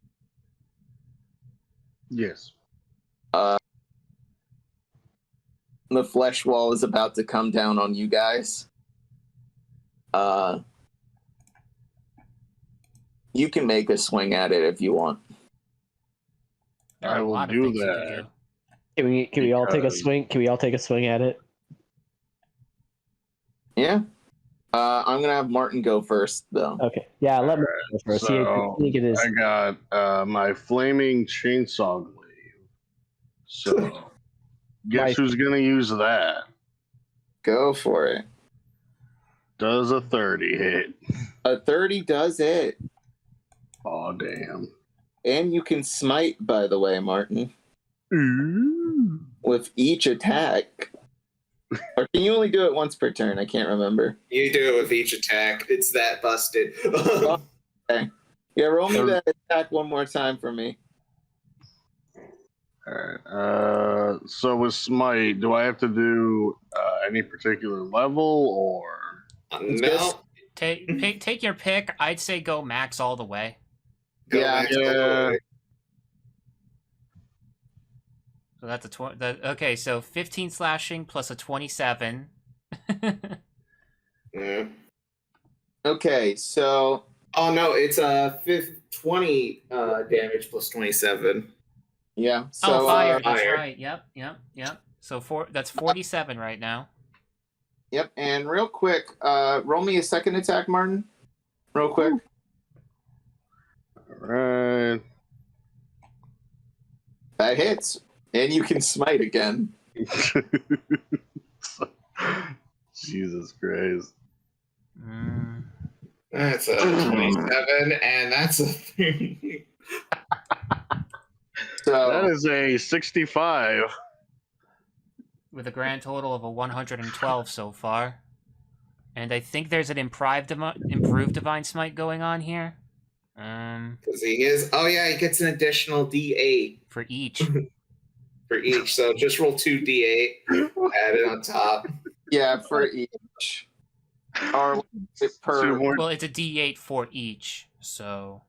Just so 2 D8s. Okay. Yeah, only 2 D8. There should be a button for improved. Okay. That's another 7. Oh, there you go, 7. All so right. that's 119. And you have a bonus action. Ooh. And you have Polearm Mastery. Which means trying to remember. You can hit it with the butt end of your polearm. Yeah. Okay. So would that be? I think that's the regular chainsaw. Okay, I just clicked that one. But it's not slashing is the thing. But oh wait, the weapon die, the weapon damage die is a D4. It says. Yeah. Roll that damage. So it's an extra D4. Plus a D4. And I think you can smite with this as well. May as well, because you rolled a 1. Yeah. It's another fucking 35. That's a grand total of 145 damage. Oh my god. So, describe this attack to me real quick. So this is as the field's coming down, right? Yeah. All right. So as it's coming down, he says he looks at his brother and says, "Brother, you were very valiant there, and now I will hit it with my swingy chainsaw of fire." And then as it starts last words. as it then starts coming down, he just starts like slashing at this thing like left and right. Like a hot knife through butter. Yes. Except it's not butter. It's flesh and whatever else this thing is. So, Boros notices something because you two are dumb as fuck. The fires cutting aren't doing much, but the radiant damage is actually done the most out of anything. Oh no, that's a lot of damage. It's not enough to put it down, but it did do some damage. How bad is it? It got hit. It's now, if I am understanding it correctly, it now took 235 damage. However, you're actually wrong on that note, Danny, because I have been keeping track. Hey, I'm just trying to make it sound cool, because like, oh boy, this is what I think it is. Totally 200 and something damage. However, all of it's been resisted. That's right. Radiant. Boros is like, it's the light. You should have realized it's the light. Why am I dumb? And he looks at his voice. That might make sense. Did I do good, boss? You did great. Hooray. Also, it's not dead, boss. Yeah, I'm very much aware. Boros is like, where's my hammer? Fuck me. I left my hammer upstairs. Lord Boros! And you see like 5 scribes carrying a hammer. Struggling.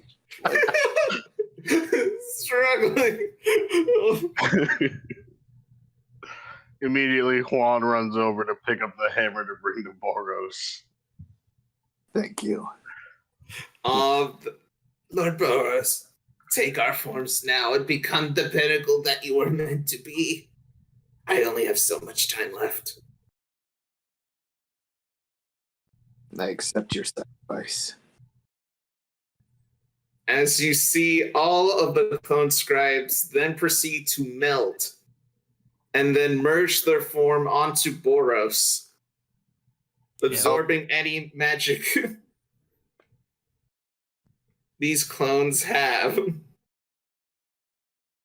As we see Boros ascend, basically. Boros takes his swings. Oh, wow. With what? He has advantage on all of these. A 32 attack, a 23 attack, a 36 attack. This is, Juan and Johan, this is the only attack that has seemed to have done any fucking damage whatsoever. Wow. Okay. And then, things start to look hopeful. Things are looking up for Millhouse. And you look around the room. The ship is, you're surrounded on all sides by, this wall of flesh, basically. And then gravity starts to kick in as you guys start to ascend towards the ceiling. I'm guessing not Boros because he's God at this point. Yeah, Boros is... Brother or fly. Our dream has been realized. Our dream has been realized. So like, does my slow fall affect my gravity as well? Yeah. So you do have several tons of steel around you, though. Yeah. I know, but I can just walk upside down now. Yeah. Yeah. Go ahead, Connar. Real quick, because you're all within range of this growing, and these eyes keep flashing fuchsia, magenta, and white just every time a new person is absorbed. And I want you guys to roll me charisma saving throws. I mean, except for Scribe, because Scribe is fucking dead at this point. Charisma saving throws? All of us? Yep. Yeah, only alive people get to throw charisma saving throws, Austin. 24. What a waste of a character, am I right? So a 24 for Juan and 21 for Johan. Excellent. Max, what are you doing real quick? Depending on how long it's been, I would imagine Max has gotten onto his own ship with probably a small group of bandits that have gotten aboard, and if it's armed, try to shoot it from afar. Can I BS my way to say this could be a sneak attack as it bursts out? Yeah, roll me like your normal attack roll and then add sneak attack to it. Would I use my short bow or my main weapon? Because my main weapon's not a... Actually, I think it's considered a dagger. Hang on a sec. I probably should have checked that. I'm gonna say it's a short bow. Just roll whatever it's you would considered roll. it's considered a dagger. Okay, I'm gonna use my main weapon then. Well, just roll your weapon attack. You're good, buddy. I'm thinking whatever would be the best roll, because whatever. I'm doing this one. It's 10 piercing. And then roll sneak attack. Sneak attack. That's a 25. So you have the bandits fire off the Gatling gun attached to this sort of plane-like airship. Mm-hmm. It's kind of got a whirly bird sort of thing going on with it. and it lays down suppression fire as the ship starts falling apart. And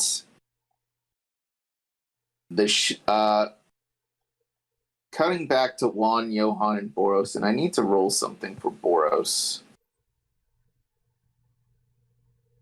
Trying to see if there's anything else I can do in the meantime, but it looks like I did all the things I could do. I don't need to do anything for Boros. That's good. Okay. I just realized something with him. Okay. So, the ship begins to crack and crash. Everyone is thrown through the ship. Boros grabs the boys and just sort of like does that sort of Metroid-esque super tackle through several walls with his boys in his arms. Like kicking off a bare ceiling and just ramming through. Boros turns rainbow.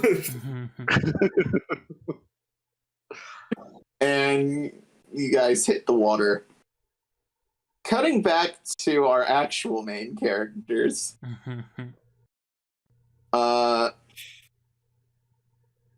You wake up. It's been a little bit of time. Show is awake. And your airship has hit a little island. And several, like the composite airship that made Boros's mothership has broken apart. Cinders cover the air, and the thing you see in the horizon is this cloaked monstrosity with a hurricane by its feet and head, adorned with eyes, mouths, a glowing crown, and its smiling face. Thank you for bringing everything towards me. It's been a pleasure. All the bits and pieces brought to me. Incredible. I like to thank the Boros Company for their excellent service. I'm giving y'all a 5-star review. Anyway, I gotta go find Shadow Wall Tower. I need her to finish things off here today. So, adieu. And he just sort of floats off into the distance, leaving you guys on this little island with dead bodies littering the ocean and airships. Shows a bit catatonic, if you could say. No laughs. All right, cool. No. I don't get it. Can you explain it to me?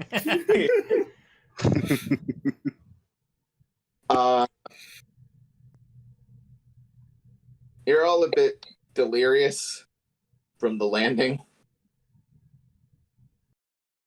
And who to show up but Adria. Everybody, I'm back, and oh no.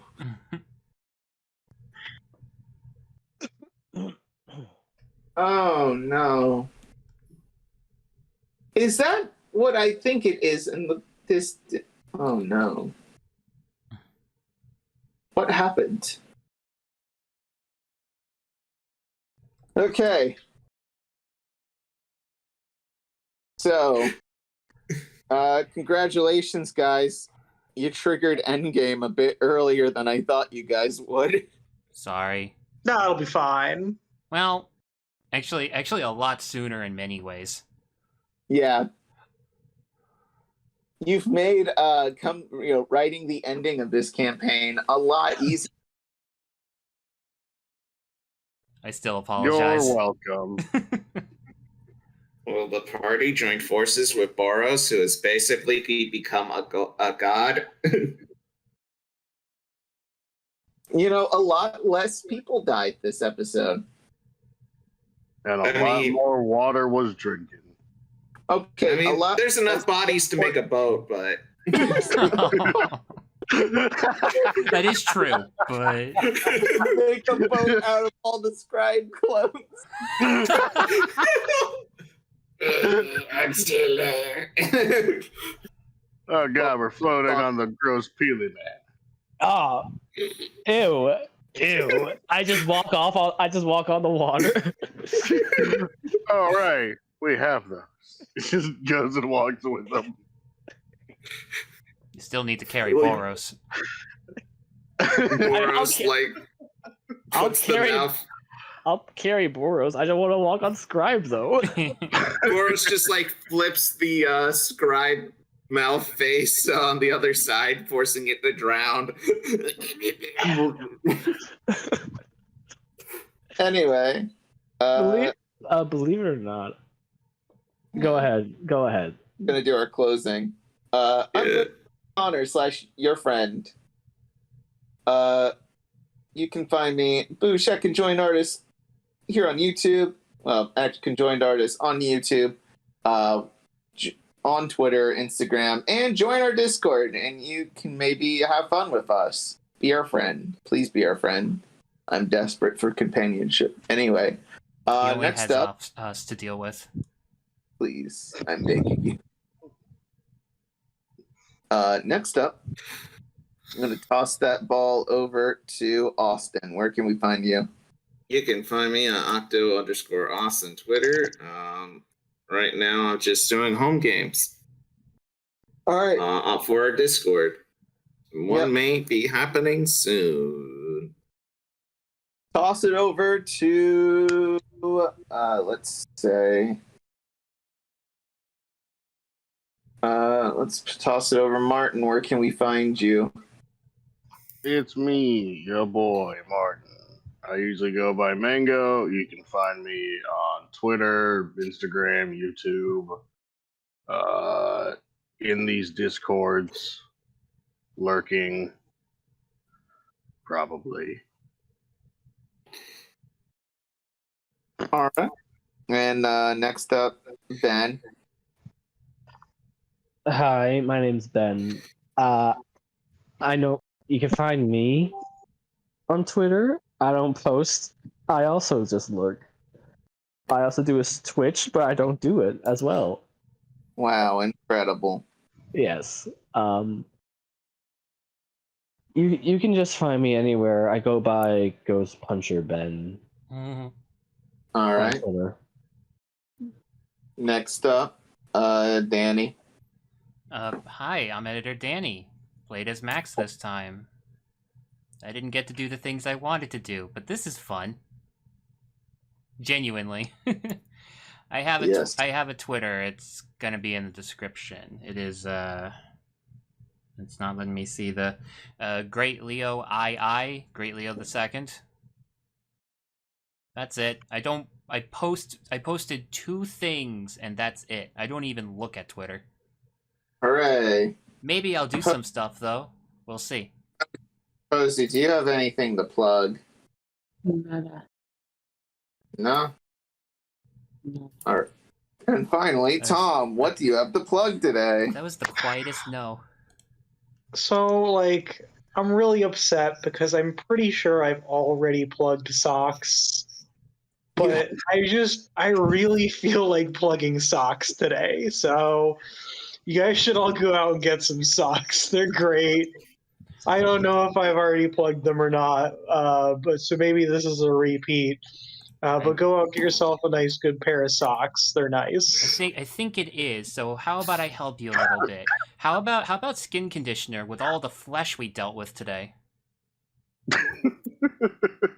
No, it's. I'm sorry, I don't choose these things. All right, they come to me. If you don't socks, you could end up like Scribe. Yeah, Scribe, Fester. He became socks. Oh shit. So yeah, I'm recommending socks today. On that note, yeah, no, this has been a fun session. And by fun session, I mean, what a way to go, guys. Horrible What a Way nightmares. to go. Enjoy the. I'm dropping in chat what this Fester form looks like. It's a good time. Nice. Yep. Anyway, good night, everybody. Bye.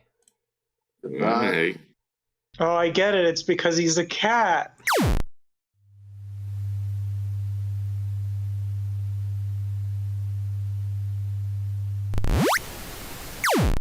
And we can cut this out if things differ.